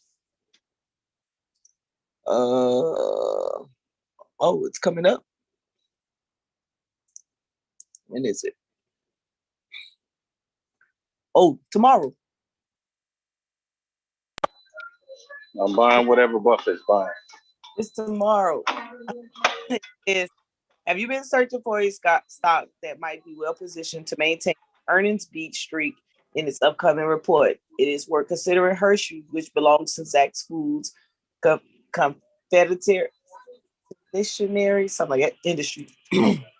This chocolate bar and candy maker has established records of top-end earnings estimates, especially when looking at previous two reports. The company boasts average surprise for the past 2 quarters of 3.8%. For the last report, can you guys hear me? Can you pull up the chart? Wait up, Peanut. For the last reported quarter, Hershey came out with earnings of $1.69 per share versus the Zaxx consensus estimate of $1.63 per share, representing a surprise of 3.68%. For the previous quarter, the company was expected to post earnings of $2.02 per share, and it actually produced earnings of $2.10 per share, delivering a surprise of 3.96%. Hey Mo, right quick, can you see if this has options? Yep. And has options, and let me go to the chart real quick because Chris asked about the charts. All right, so let's use this one as a use case. Provided that it's in the uptrend. It would just be a matter of what you want to spend, right? But let's break it down. Look to the left. Chart out your blocks. Let's see. I would use this area because this is the most consolidated. Let's see. Let me make it out a little bit. I could put points here. I could put points here. And I definitely could use this area right here. Which I think. To plot support and resistance. Well, if you're going to plot support and resistance and it's at an all-time high. Oh, it's at an all-time high. Yeah. It don't look coming down. Do me a favor, hit that refresh. I don't know how y'all get them things like that. I just really stuff. Yeah. So there, and then you go to like a monthly and plot your support and resistance lines that way. What you do the monthly? Yeah. Monthly up here. So it was. You're gonna, you're gonna day trade this, yeah. Right. Well, it ain't, even if it did want to, that was just to the purposes of putting the lines up. Right. I would use this area up here. Go to the 5 day. The 5 day. Yeah. There you go. So it has earnings tomorrow. I wonder if Mo remember how to use that Fibonacci to get the optimal trade in. I hate that Feminachi. I don't know how to use it. I was about to say $5. She don't. You know I wasn't gonna do it. I hate that thing. I hate that tool. Why? Because I don't know how to use it. So just It because you doesn't. don't know how to use it, you hate it? It, Okay. yeah, it doesn't. It doesn't make any. I don't really know how to make it make sense yet. Okay. So what I'm gonna do is So I could plot here.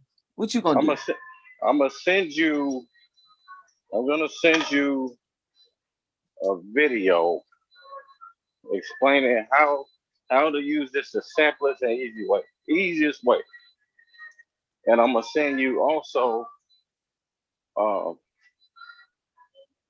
the the sheet to go with it, explaining how to use Well, you better send it because I don't like it. it. It's by ICT. How he breaks it down is very simple to use it. That's oh my god, it's that's how I use it. I use it for all my trades now. You know, of course, along with everything that over taught us. So it's good to have options. So But we plotting support and resistance. This is the 5-day. No, where's support and resistance at? it's on the 5-day. Brandon, you use the 5-day. Or we just do year to date. Well, the problem with this one, if you use the year to date, you really don't have like a significant amount of lines to plot your Yeah. support and Yeah, resistance. yeah, because it's not gonna be. It's not really. You do that for trades, not really. That's like too big of a time frame for that. So this is 5-day.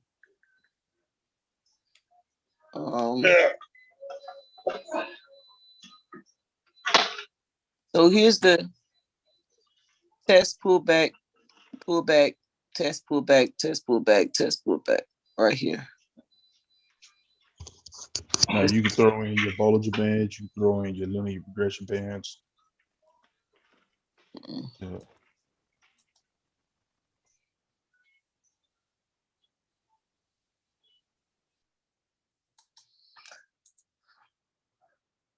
I'm thinking trading in between here. It closed under the 200. Me, I would trade it in the morning, and I would now I'll use the RSI and the MACD to come in that trade in the morning if I wanted to do it.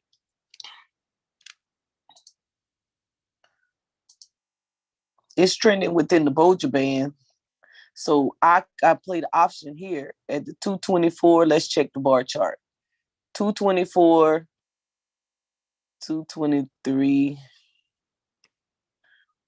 and right here, 222. That's how I would play it in between it. Let's bring it up.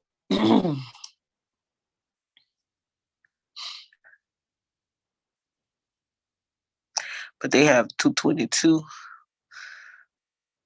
Not many people buying any options on it. But it doesn't mean so this the volume today. Couple people to 230. Go back to the chart.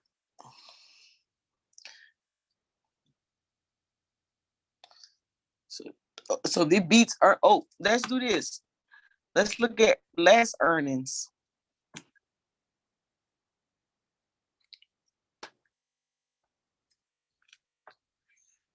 Yeah, I read that, Brendan, on the Yahoo Finance. When you do a year out, don't they put up the quarterly? Yeah, there we go. The earnings. Oh, there it goes here. So when it had earnings in February 2022, it had a little uptrend. And then Guess this is October's earnings. Didn't really do much. Just kind of sideways a little bit. So it does so well. It doesn't really make a big move doing earnings. The low would be 174 and the high 179. Oh, $5 is good. Go look at the ATR on Finviz. See what the true range is for it. We seen that it was like $4 or something. Yep, $4. That's pretty 4.0. decent. Yeah, That's pretty decent. I think here. I'll take 39% on my money.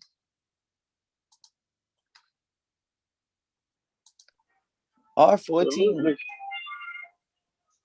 Huh? I said absolutely.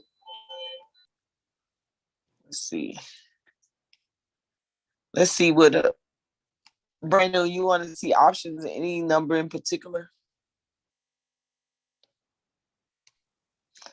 Let's see. Let's do one here. You go back to the chart when you get a chance. Okay. Oh, these options cost, but I'll do it. The year out. Okay, to the chart. On the chart. This is I'm on the 1 year. You want me to go back to the 5-day?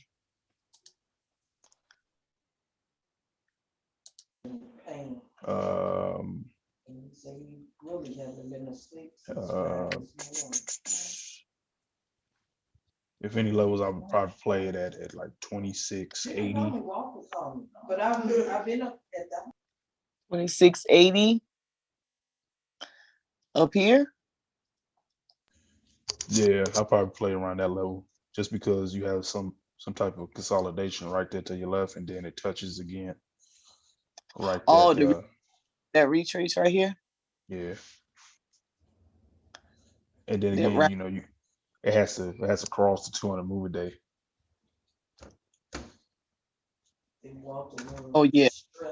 Yeah, definitely. If it goes across the 200 moving day.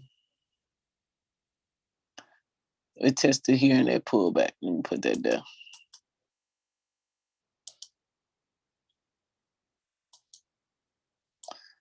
Right here. Or maybe even here. Yeah, this is the right here.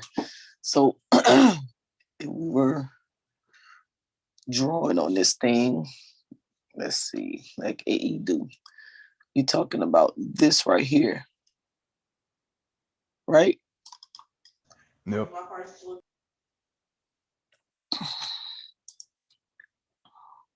Yeah. So that's why you say the 226.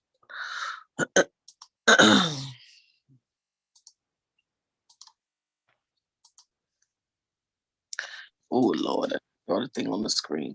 Yeah, use that and some phone.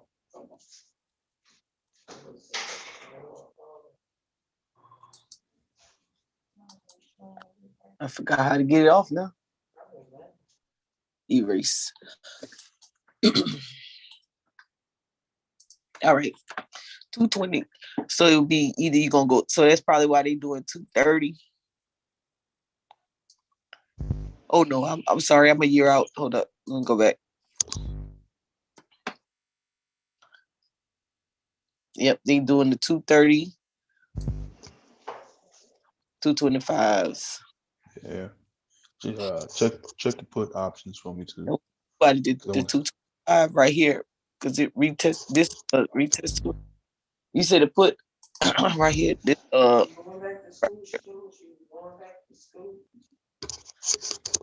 this one retest.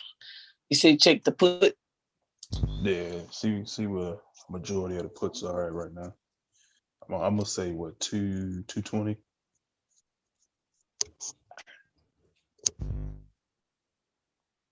212 or 222.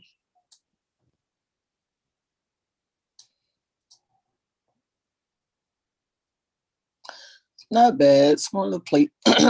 Some folks not really looking at it.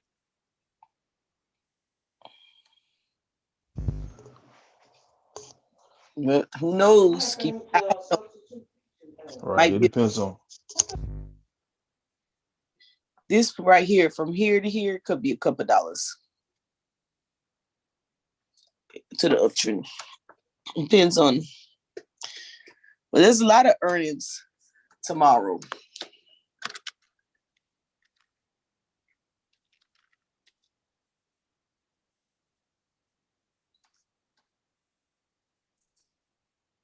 Go to earning whispers and click calendar.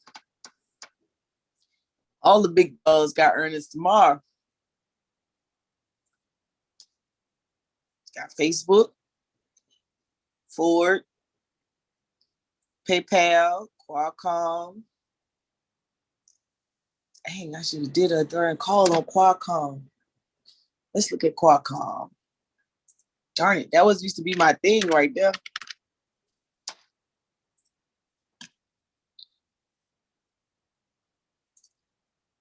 Let's do year to date.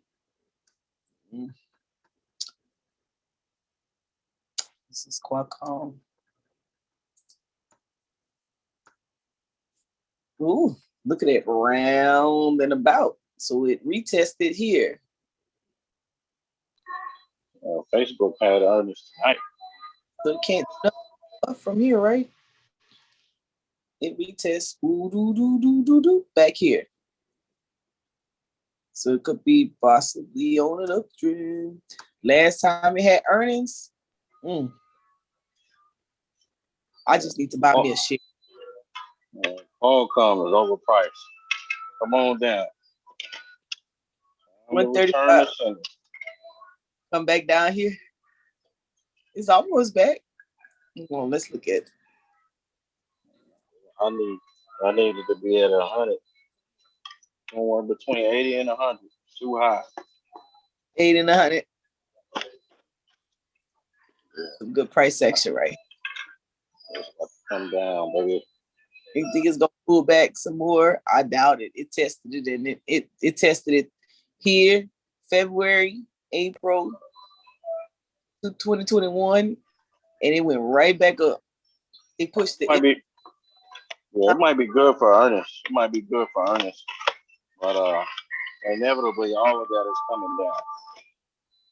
That's part of the NASDAQ, right? Yeah. Yeah. Yeah, they should be. They probably should be. It may be on earnings. Right. Nice little, let me look at it now. Do you guys have any like Constance water seal or anything? Let's see. Shoot, they put them options in. All options that came in through today. 135,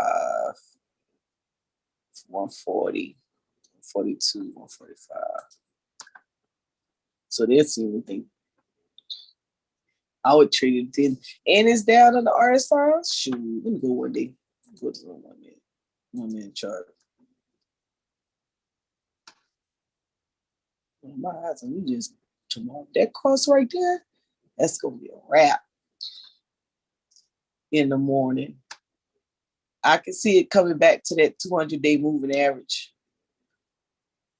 and possibly higher. What you think?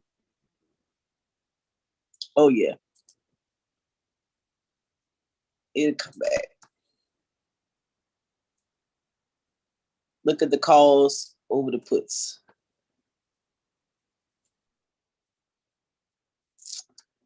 Let's see. All right, who else got earnings going on? Quark, Pinterest, Teletrade, Omega, got a whole bunch of folks. Hertz got earnings. Aflac. It's gonna be big tomorrow. Y'all should be posting like crazy. It's gonna be a busy morning. Who is this? 1,000%. world is this? PI.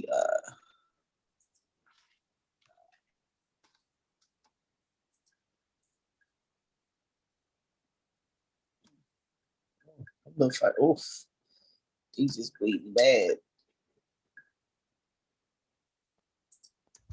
Would you say 1,000% to the downside? They saying to I want to do some research. I'm just scrolling the list here. Look at Spirit. They shouldn't be SAVE. They got such horrible service. I don't even know how they survive. I guess people like cheap flights. Let's do this here today.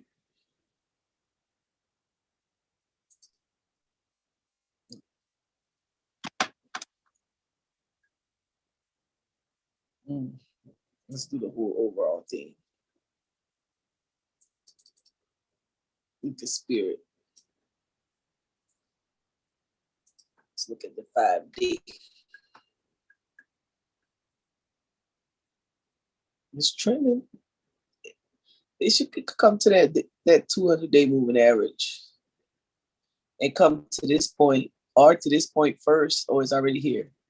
So this will be the next level up. This price range right here. It's not, this is a couple cents.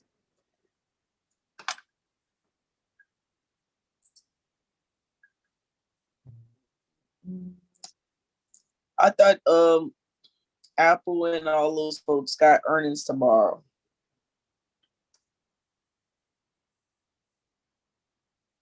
God, that list is long.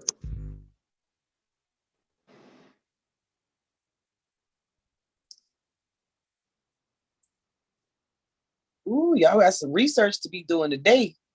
Y'all shouldn't be listening. Y'all should be over here researching, breaking this list down.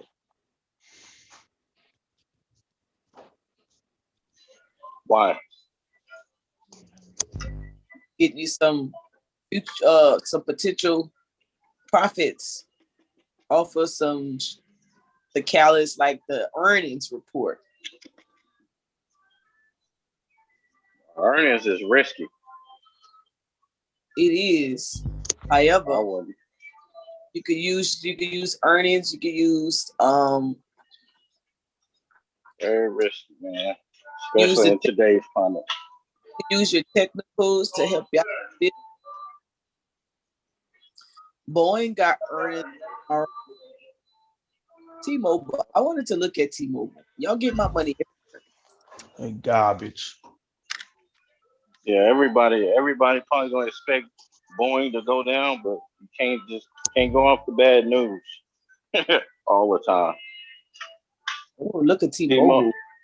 T-Mobile is supreme. That's why they took over Sprint. Stop. Right. Cut that out. Yeah. You know what I see though? I see that gap that they got to fill back. Right here? Yeah, and with the climate that's going on right now, I'm quite sure I Make pray no it break that. I pray it break that right there. Please, God, let it break that. Oh, you got yeah. Short the hell out of that damn thing. Yeah, it should come down. Brandon, please let it break. Please, let's look the look. Nah, they just didn't don't know. Phone bill. You just don't know. He said man. it don't know. I'm watching it tomorrow. Just don't know. T-Mobile. Everybody, anyways. So y'all, basically that's what we were doing. We just kind of breaking down. If you did have money left over, where would you put your money, in the market, and kind of going through some websites of, what we use to go through some research. You talking about trade wise or investing wise? Investing. Where would you put your money at? Oh, look at me plotting my support and resistance, and it bounced up, and every time I made a couple dollars too. And today Today I should have gotten more, but people called my phone and I could not. I was scared. We ain't trying to hear that. Trade. We ain't trying to hear that. So right here this morning, right here. Scared money don't make no money. It's all right. Facts. I bought that 420 options, and I was like, you know what? Put it on one day. Right when the market opened, and it went to 4. Where it went? Because it went to 422. Yep, and I got out too early because I was gonna miss it because I had to answer the phone.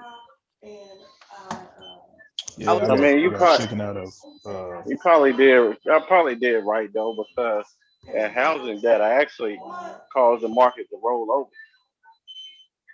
Right, but I was gonna no. I was using my indicators, so I was within right, and I should have stayed. I got it right here. But I've been watching it, but I was too afraid. I was on the phone, so I didn't know how long I was gonna be on the phone. I would have now I wouldn't go on that phone. I'm gonna tell you that right now. These let me tell you, I haven't gotten a turn yet. This right here would have scared. This consolidation right here would have scared me. Okay, give me one. A Sprite. Give me a Sprite. Yeah. Please. It's just all loud. Anyways, you guys, that was my spiel. You know, what would you do if you got your funding? You know, if you got any funding, you know, how could you sustain it? I chose to do a program, beat a program, and did a whole programmatic deal, broke it all the way out. What was it? How it would actually come, right? You could decide. It's kind of like,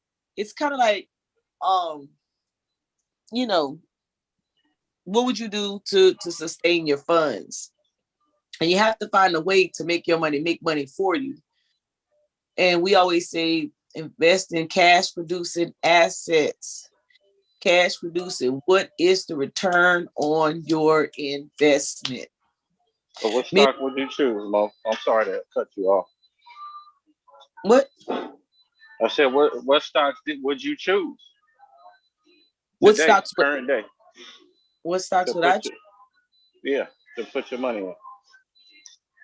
These. Oh, I don't know yet. Okay. But since we've identified some, there's some pretty good ones, and so I would explore them for future references. But I didn't want to go too far in. I just wanted to identify all the way up to this point.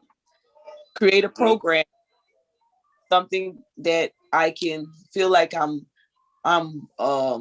pouring back into the community. I'm reinvesting, right? I'm staying productive, and I still make some money doing it. I can so threefold for me. I employ people, right? So I employ people, and so people have a job, right? I feed kids and feed the seniors, so this in the summer and the fall they won't go hungry, right? And 3, I'm able to create a sustainable program that another individual can mimic. I can then turn this program into a training hub. So let's say I decide I don't want to do it all year. I just want to do it 5 months out of the year. So I can use the actual 5 months as a hiring time frame or a on-the-job training tool, and I can train. Watch this. Right? Watch this. Let's do this. So I can go June. I'm gonna do a Gantt chart. June, July, August, September, October, right? Mhm. I'm going to use this as I'm going to employ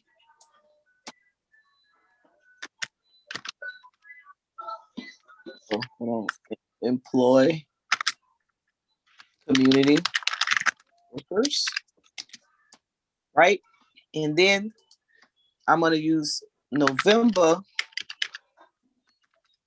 Mhm. and I'm going to use it as an evaluation. No, use this up as a follow-up.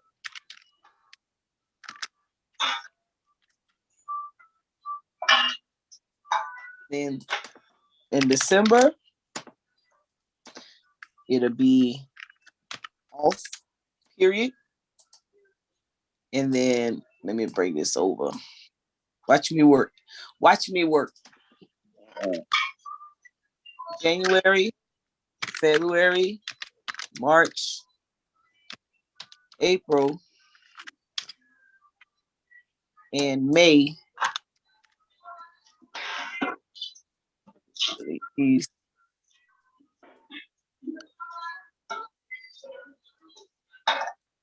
okay, let's do this so we can see it. So it would be, I would employ the workers. So January would be planning. January and February. Lady was looking for gold spray paint, and it was over here. Planning. Looking over there. I'll work this out. Show y'all how this go. And then March through April would be. Thank you. That's crazy. Right? Be training, and this would be working. Bam.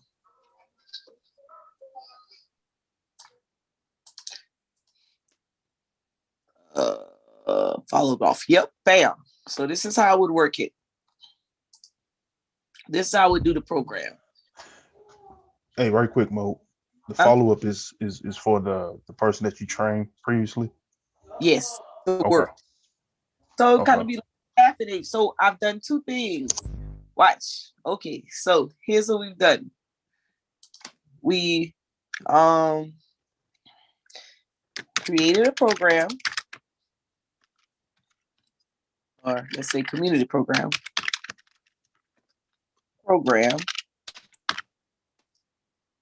We did employment. I'm gonna show you how I'm gonna pull money. Employment training. Watch me work. Ah, my little brain's working now, right? I could put the community program, the employment training, hired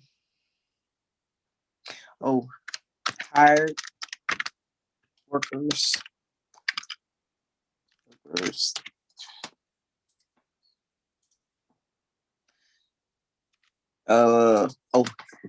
else? And let's see. All right. Let's see. I want to say hire, I could say staff. And create a community and network community partners or vendors. Network with vendors. And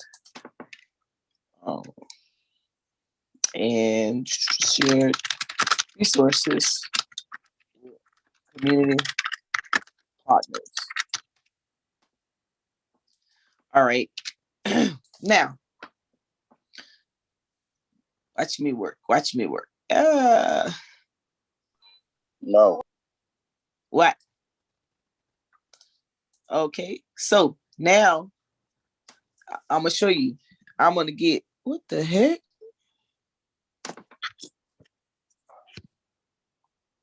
Somebody spam in the chat. Have to hide it.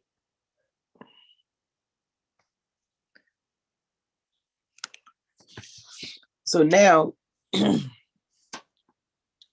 now I'm gonna pull now. So when I go out and I look for funding, right? Remember the first. So let's do this. Funding resources. So the first funding resource, I'm going to get it from USDA, right? Eden. Right. I was gonna say, Mo, too. Part of your planning is getting everything sorted out, like your business, getting a DUNS number. Yes. That was Okay. here. Oh, Right. okay. And then I'm going to get now this employment training funding. I'm gonna get this from DOL. And this would be under I think work dislocated workers funds. And this could be twofold. Now the staffing, this would just be, and we could just say right there, and then network with vendors. I can take advantage of like a line of credit. So I can say local banks.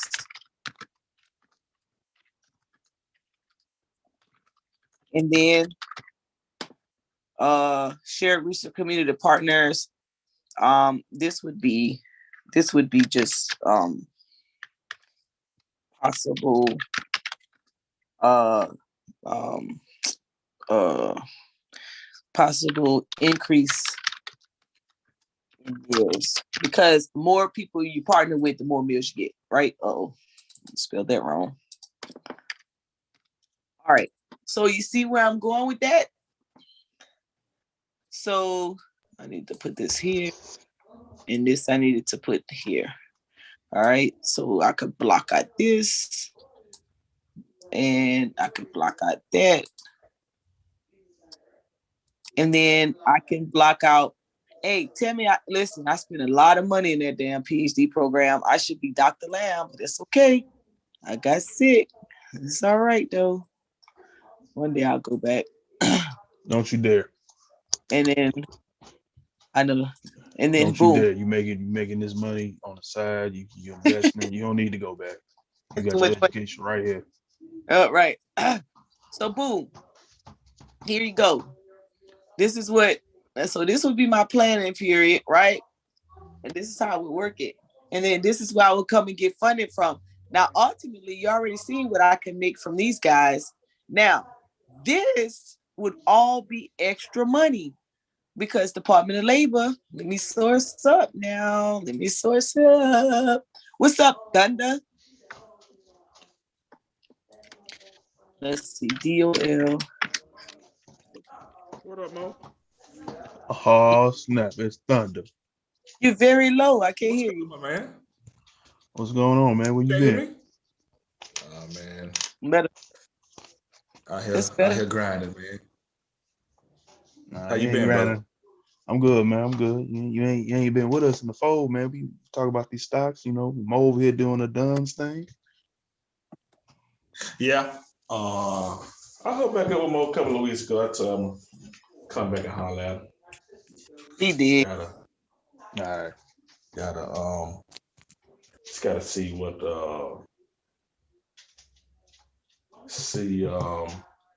just seeing what she's talking about with the.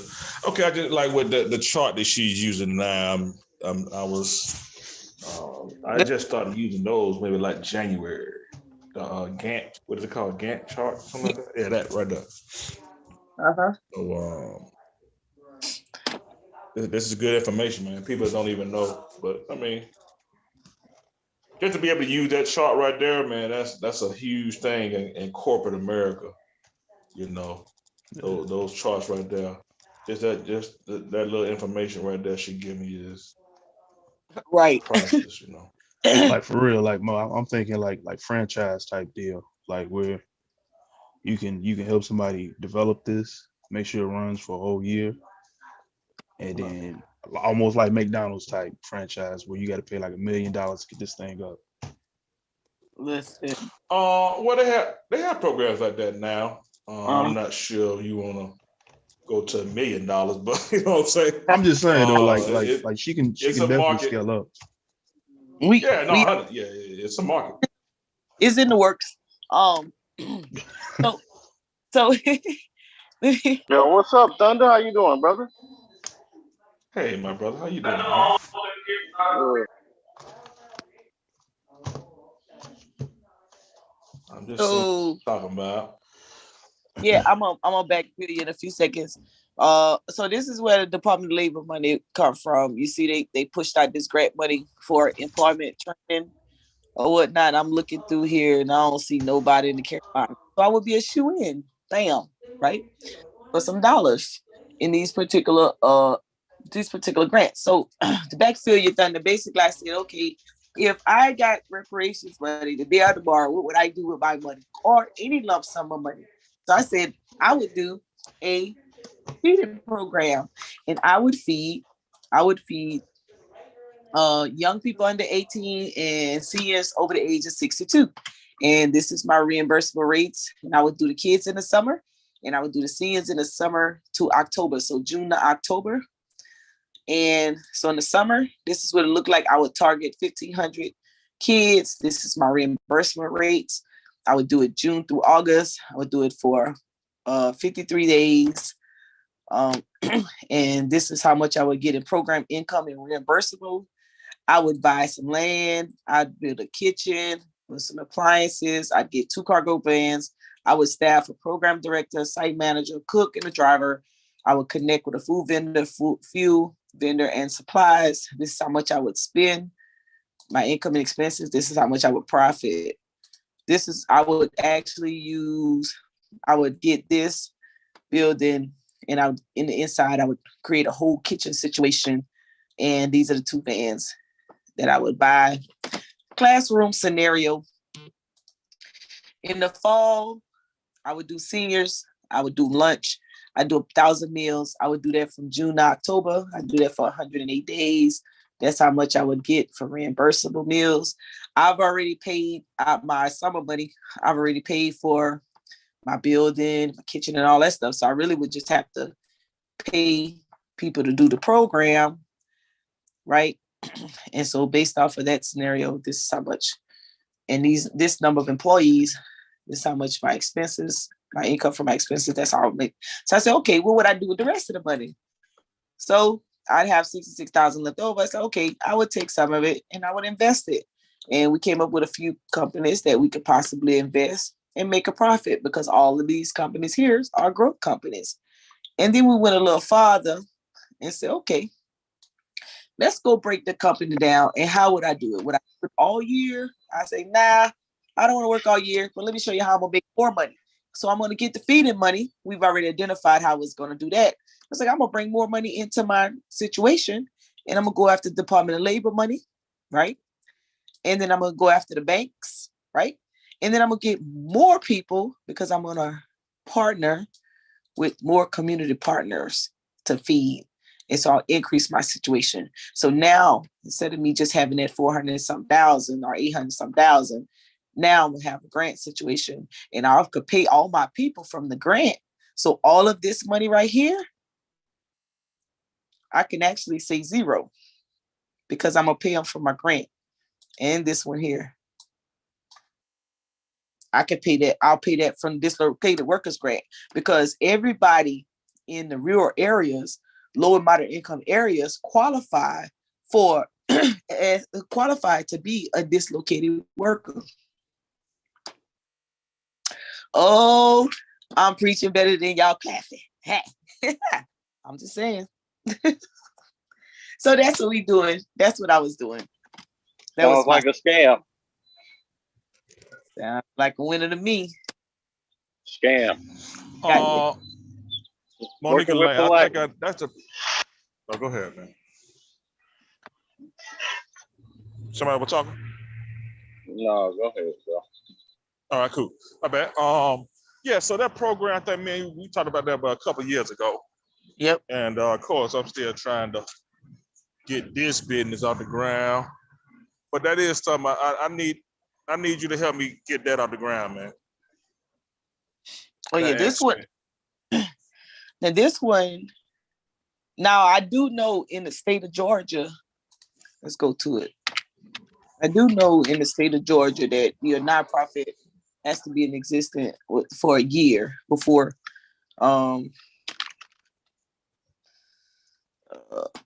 Okay. before they will let you do the program. So we just saying Now the program, 501c3. right. Now the program is the same because it's a federal program. It's the same everywhere. So the rules are everywhere. So it's not difficult. Yeah, I did this. I went through it, I think 2019 before the pandemic, and we would break it down and went through the scenarios and all that extra stuff. But to become a sponsor, let's see. Let's see if I Okay, can well, as far as y'all was, when you was doing it, were y'all operating as a 501c3? Yes. All right. How the pay structure? How was that established? Is that established through vote or what? For the pay structure for the 501c3? Yeah, I For mean, the as far as feeding program? employees. Right. Oh, so for the fee, okay. Glad you asked. All right, so Well, I mean, you listen. You ain't got to discuss it. We can talk. I'm just saying that's kind of what my mind is that right there, the 3 to 4 months out the year, but in particular the summer, and maybe some football practices here, there, something like that, where you feeding the kids, right. And then of course earning income off of that. That's what I'm looking at. So so you saying the first thing I need to do is establish a 501c3, and it need to be geared toward feeding. Well, I mean, like how I need to do that? Or you got to look at the tax codes and see which one would better fit. So it because sometimes what people do is they'll throw out the program, but it may not be a NACS code for it. So we gotta make sure we got the NACS codes to cover it. Let's do summer. Right. So yeah, I see what you're saying. So community, I think if you go ahead. Community food service. So that's community meals and social services. Community food service. All right, cool. Let me look. Let me see. Let me see what you and deliver meals to persons who, by reason of age, disability, illness, and unable to prepare food for themselves, collect distribution. How about this? Yep. Me and you, I'm gonna call you this weekend and we'll work it out. And then Monday, I get things rolling. Okay. Well, let me get the next code because I don't want to have to go look for that again. Yeah, right on that. Yeah, you go. Appreciate it. Because I'm gonna go ahead and set up the LLC. I mean the 501c3. I mean I had to apply, so I go down and apply. How much is it? $100, something like that? For Georgia, let's look. Everybody's different. Some people it's 25, some people it's free. Now the online 1023 with the IRS is $275. So let's see Georgia's 1023. What is that? That's the pay. That's the tax. That's the nonprofit. 1023. Georgia's 100. Right, $100. Right. So the 1023. Let me write this down. 1020. What is it? What is it again? Yep, 1023 easy. Yeah.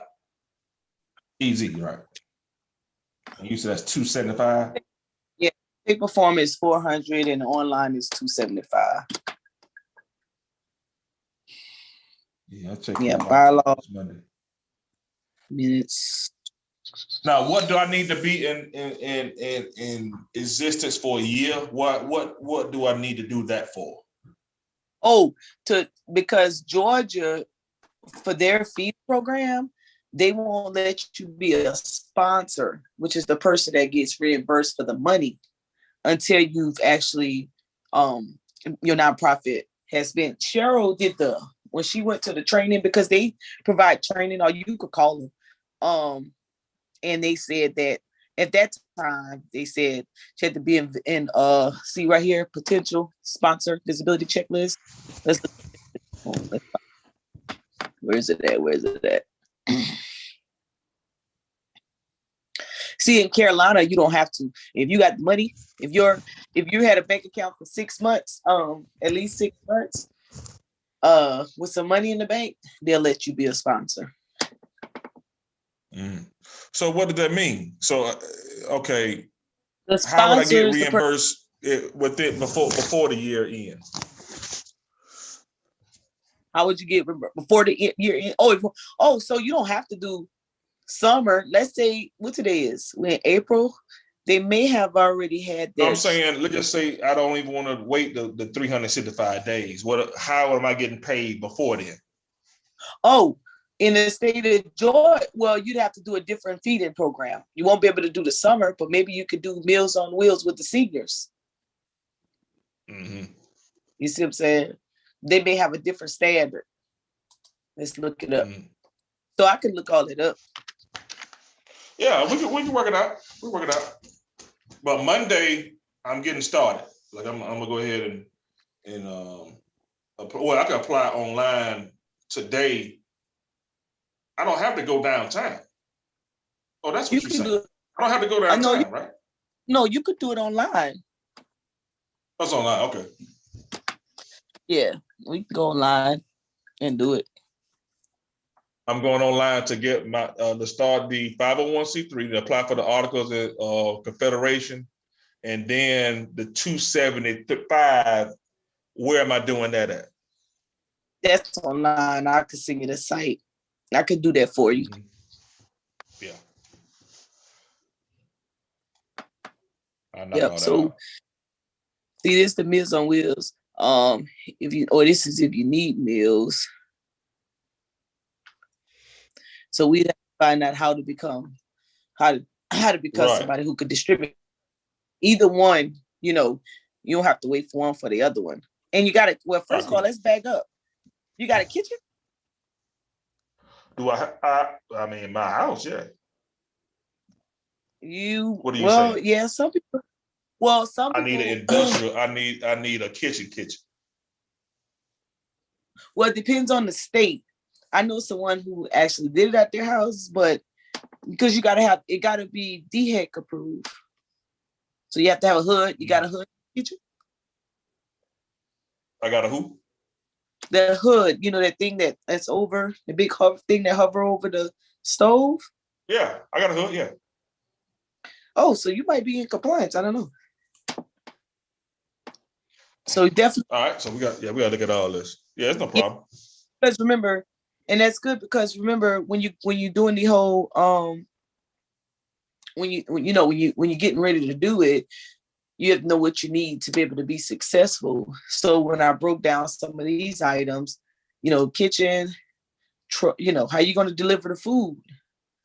Also I'm missing some stuff. Well, that would be under supplies, but when you deliver food, these items right here, let me go to, it's the quickest way I know how to find it. Let's go to Uline. There's these what you call those big oh my god, what are those containers called? Food, I think it's food containers. Let's see what it come here. Where you go? Hold on. Not these.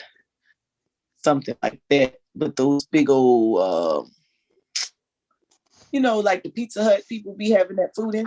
What are those things the called? Food warmers,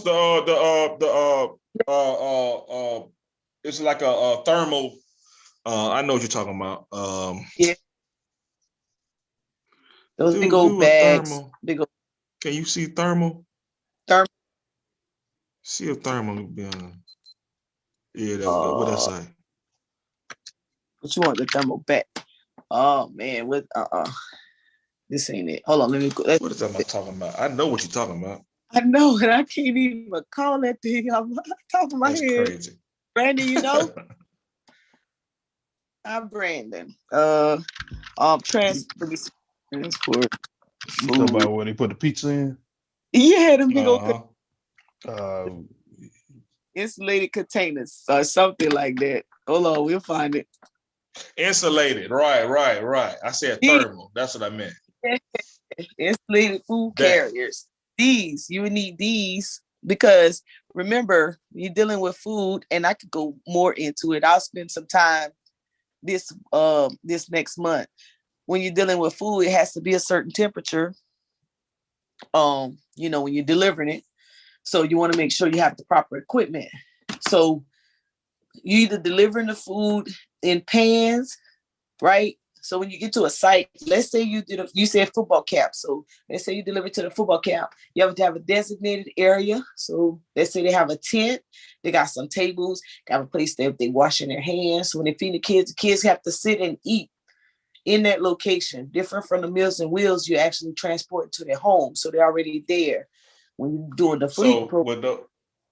Go ahead. Those expenses, I'm writing those off, right? Yes. Uh-huh. Okay. Yep. Right. And remember, like I said, when I was doing the this part right here, funding sources, you could pull funding from other areas because of the type of program it is. So being reimbursed is one thing, but if you got that, if you got this many kids coming through, 1,500 kids, man, you could use those numbers for other things. You could say, one day you have an event day for diabetes check and tag on to the insurance companies for a grant for preventive diabetes prevention in kids and get funded. You see what I'm saying? You could use your numbers in these different locations to help bring in other money. Help me out with this one. We'll work something out. But I'm gonna get started Monday. Well, I'm gonna do the 501. I'm gonna apply probably tonight or tomorrow, and then definitely between Saturday and Sunday, I'm looking to have everything done. Now, that's another program that might be a little easier. Hold on. That's the first one, because you never heard me talk about this one. Talk about these housing programs. Now, I'm definitely going to have better information from the housing office, because I have a meeting on Friday with USDA, right? So this program right here, there's a program,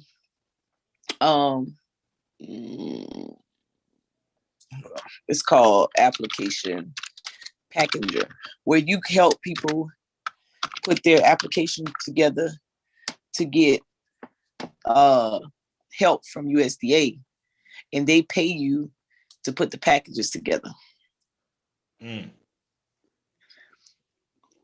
Right? And they pay you hold up, let's see. It's like anywhere from $750 to $1,700 a packet to help people fill them out. What's in these packages? Their information to apply for a loan or grant. Hey, Brett, don't you owe me some money? Well, you starting that again, okay? Last time I checked, the stock went down. Go ahead, Monique. I just mess with you. Tripping. It's all Brett, don't you owe me some money? Oh my God. Hold on. Let's do this. When we starting something. Man, you see you in 6 years. And here you go. Ain't see that then. Hold on. Let me go to the part where it says how much you get paid to be a packager. I it's like 1750. This is my latest and my greatest.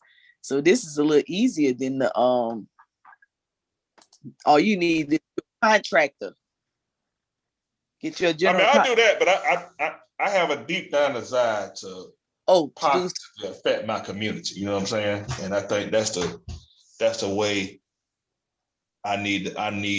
It's something in my spirit or whatever that's telling me I need to give back to my community, man, by way of food. But I ain't doing it for free at all. Period. yeah.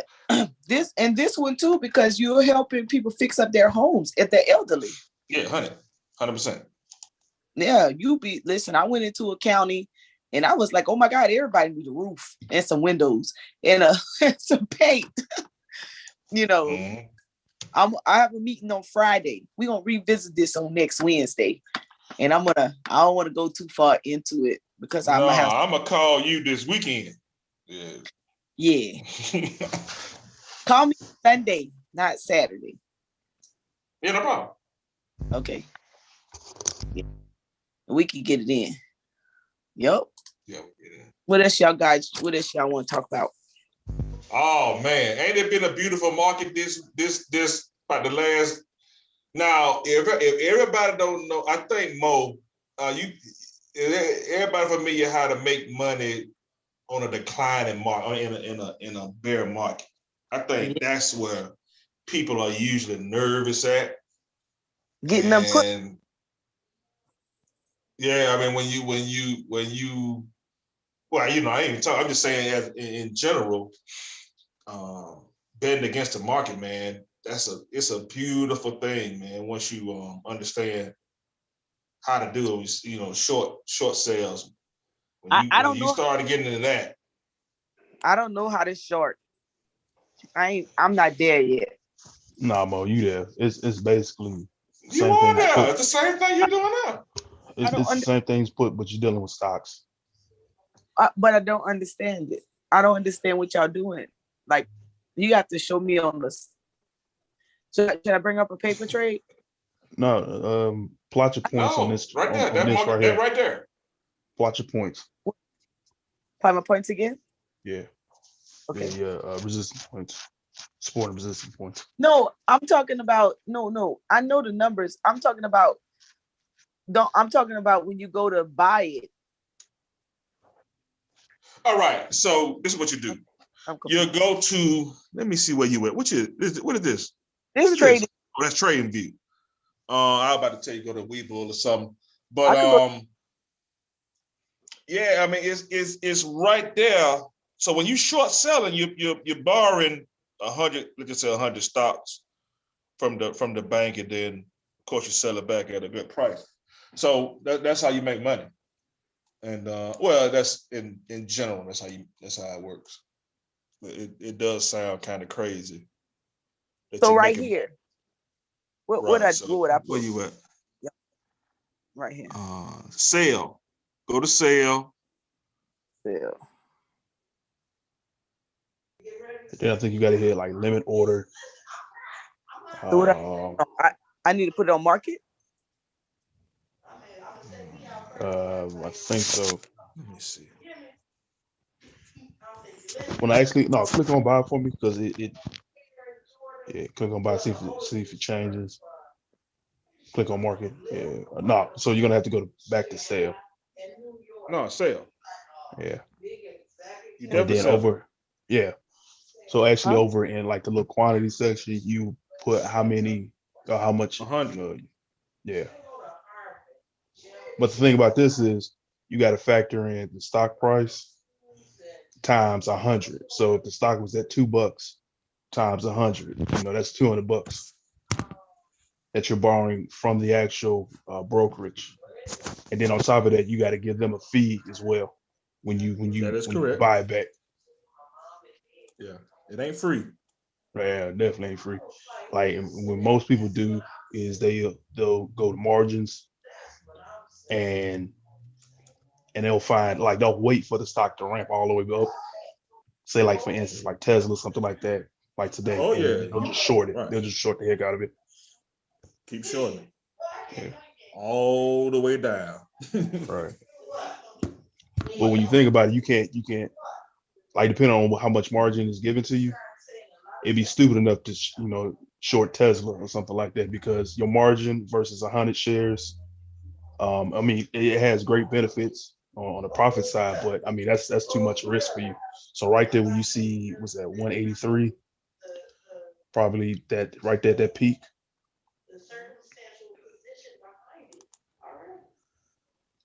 Right here. Was it 14:45 the day time?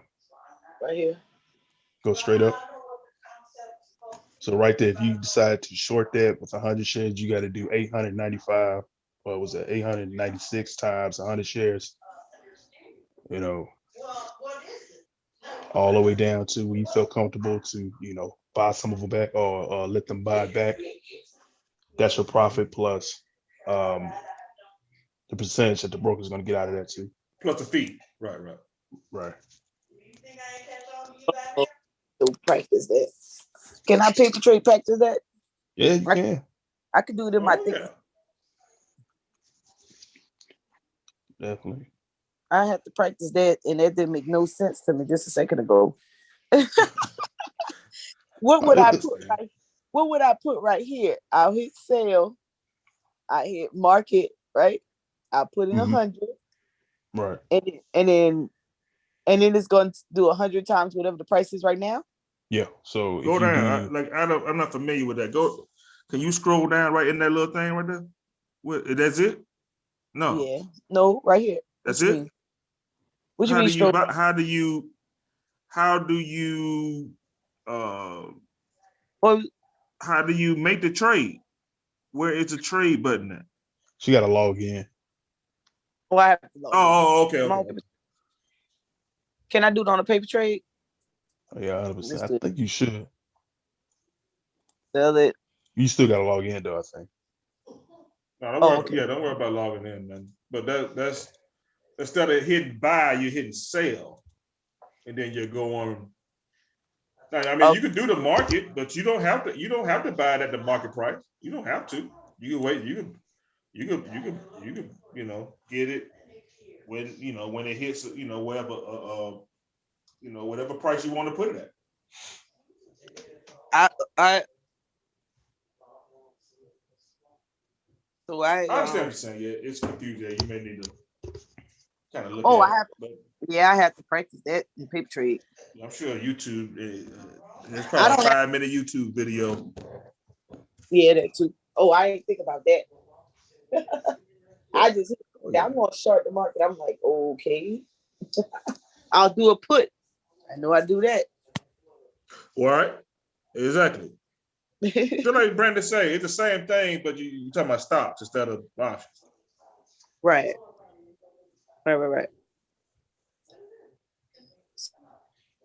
It's 9:13. What else y'all got going on?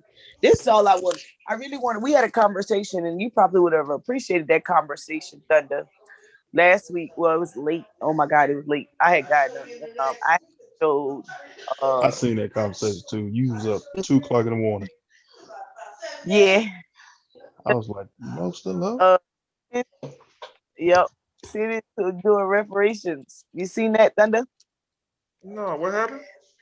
It was me, Ujau, and Reggie, and I said programs that reparations already have. And I had watched Roland Martin with Dr. Carr, and they were talking about reparations in the cities, and I went and looked up the cities. So the 11 cities that are already doing reparations. And so one of the cities was Eston, Illinois, which is the first one, which is this one right here. And basically they gave out $25,000 for housing repairs, or you can put it as a down payment on the house. So it started off with, I think, 600 applicants, and only 16 got funded because really the first set of funding was 400,000. And basically the qualification was that you had lived in Eston, Illinois in between 1916 and 1968. I mean 69. You had to be a descendant from a residence that lived there, at that time. And so they had 600 applicants who applied, and 16 of them was awarded 25,000 to either repair So now, homes. Go ahead. Mm-mm. So You you done? remember we had that conversation that night, and American Dream came on, and it was this stupid question talking about, well, what's the, what was the cutoff, pretty much. So you seen where they Well, gave you a time frame, and yeah, and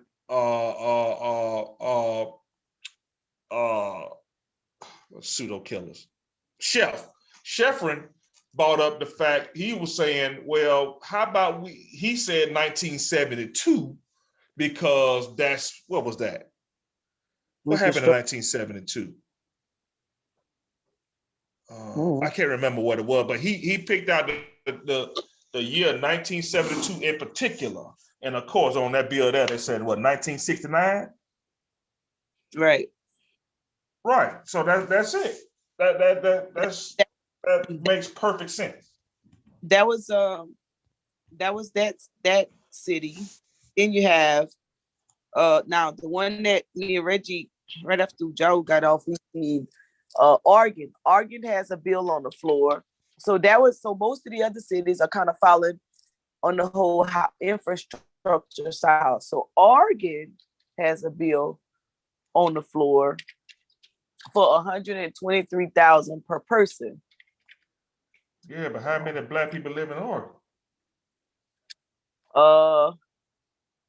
Well, it ain't not. Wait, That's why that ain't price so high. 123,000 in Atlanta. It might be 2,000 or whatever. So And many here's black their. people.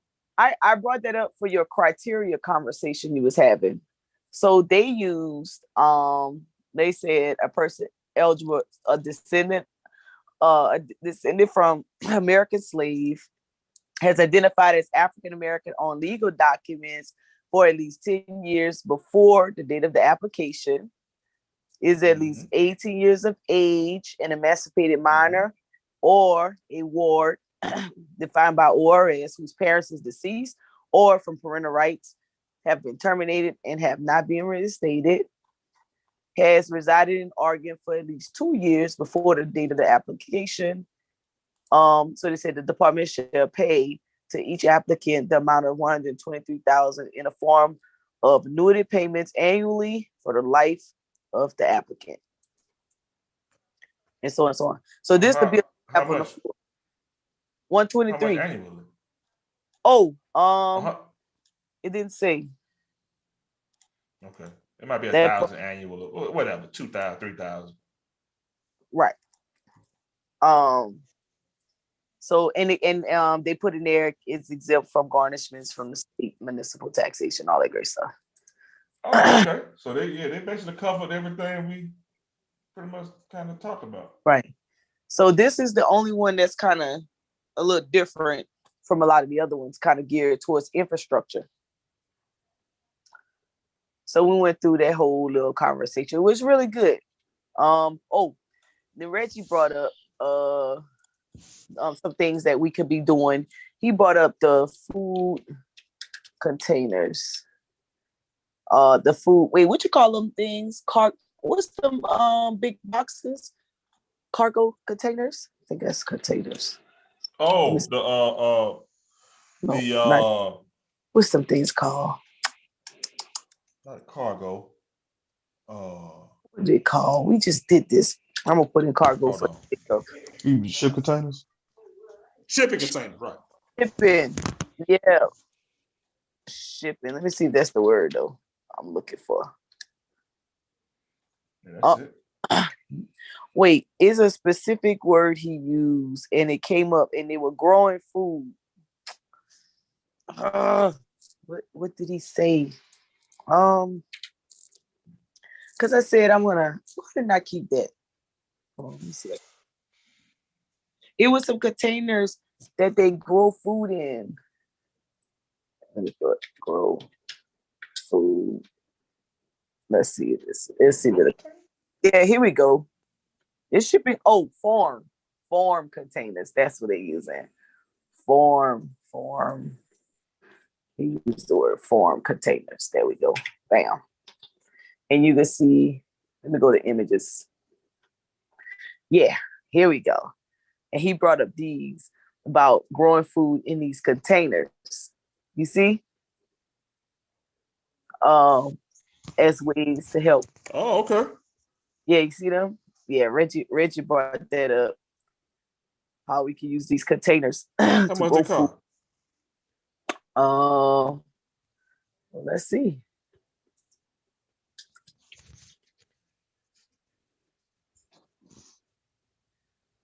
There you go. It's different ones, so depends on what you're trying to get. 3,500, 900, 48. Yeah, that grand look good. Yeah, depends. Yep. Oh no, that's the rent. Yeah. Oh, this, yeah.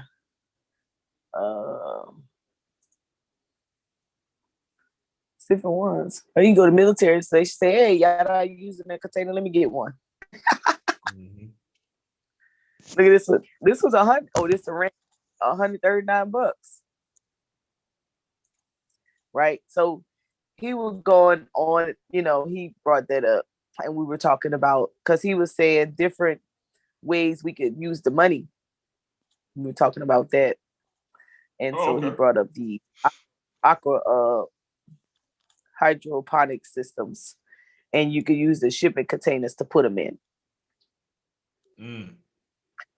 And we know our brother Ali Aduel down in Miami already doing a whole bunch of this, where he's doing aquaponics with the water. Mm-hmm. And he has his swimming pool. His water filters throughout his swimming pool. Rainwater filters right back in. Mm. And he grows his own food. So we brought up that. So we was talking about different ways, like, okay, if you do get funding, what could you do? What are some things you could get into? Other than go buy Chris Jordan's. Well, yeah, he fell off. Oh. Oh, that's cool. That's cool. Did he fall off? I think so. Oh, okay. But anyways, so that's basically where I'm going with this whole conversation. What would you do with your reparations money? Because we know some cities are starting to issue out some money. And then when I talked about the housing program, I'm like, okay, we already got programs out there for housing in the rural area.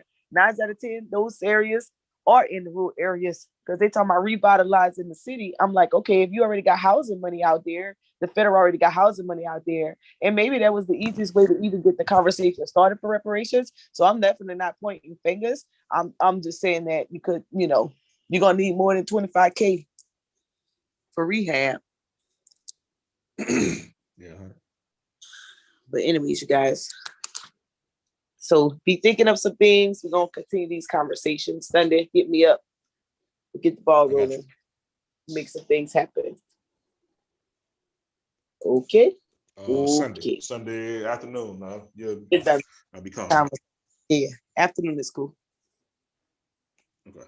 I'll hit you up. I'll remember. Brandon. Hey man, you need to have my money next time we talk, bro.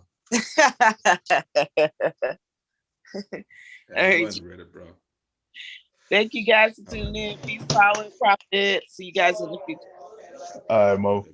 Peace out. Down there, I got you, bro. Hey, Brandon, you make money off that what Thunder just brought up? I forgot. What stock you just said? I forgot. Darn it. Never mind. All of them. Peace, power, and profit. You know what's been, I know y'all probably not a fan. What? But y'all know I only do penny stocks. That's it. So man, coal has been off the chain. We never looked at I know y'all, I get it, What company? Oh, you well, the one I looked at was HNRG. And yeah, you gotta try it out, man. Y'all gotta take a look. Y'all gotta take a look at coal. Man. Coal is looking good right now. You still using your method, Thunder? It's our Who? side. Yeah, RSI. Oh, I said that's all. You already know what I do. And CCNC. Hold on, I gotta remember this. Let me put it on my little list. Nah, I don't know What's if it's the gonna do nothing, but it did what's something between yesterday and today. what's the other one? CCNC. CCNC. Mhm.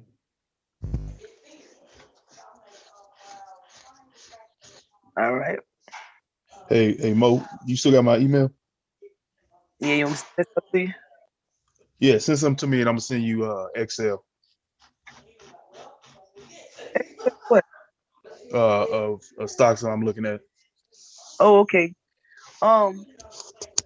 Thunder, what you doing with this? Mhm. Which one? This CNC. CCNC? Yeah. Oh no, I'm on the daily. So you got to go to a daily chart. Not a daily chart, maybe maybe a daily chart. Mm. Yeah, this is funky right there. I can see you make this play right here. Right What? down there.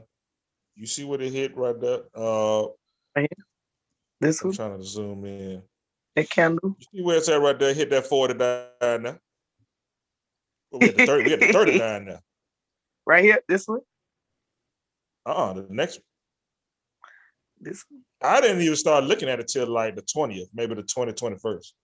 No, Oh, go right. over. You gotta go all the way This up. Yeah, right right there. Right up in there. Yeah, that's why I started looking at it like, oh, what's going on? Right. So you already told you, like when I'm looking at that dip and it hit 40 again, I said, it's got to come back up. Bam. So you play this. Got to come back up. Yeah. I hit it for 2 days and came and got right back out of it.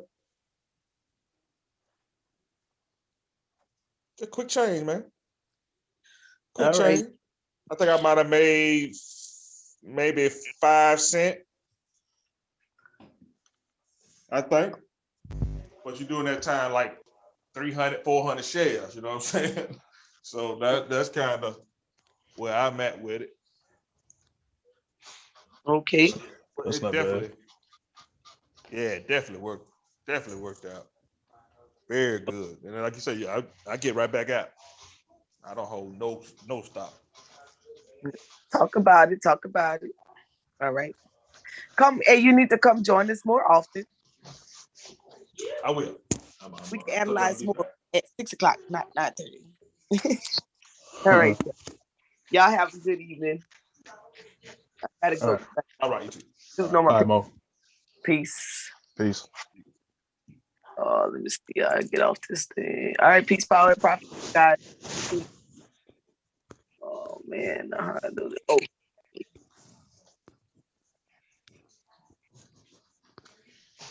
Lord, I forgot how to stop this.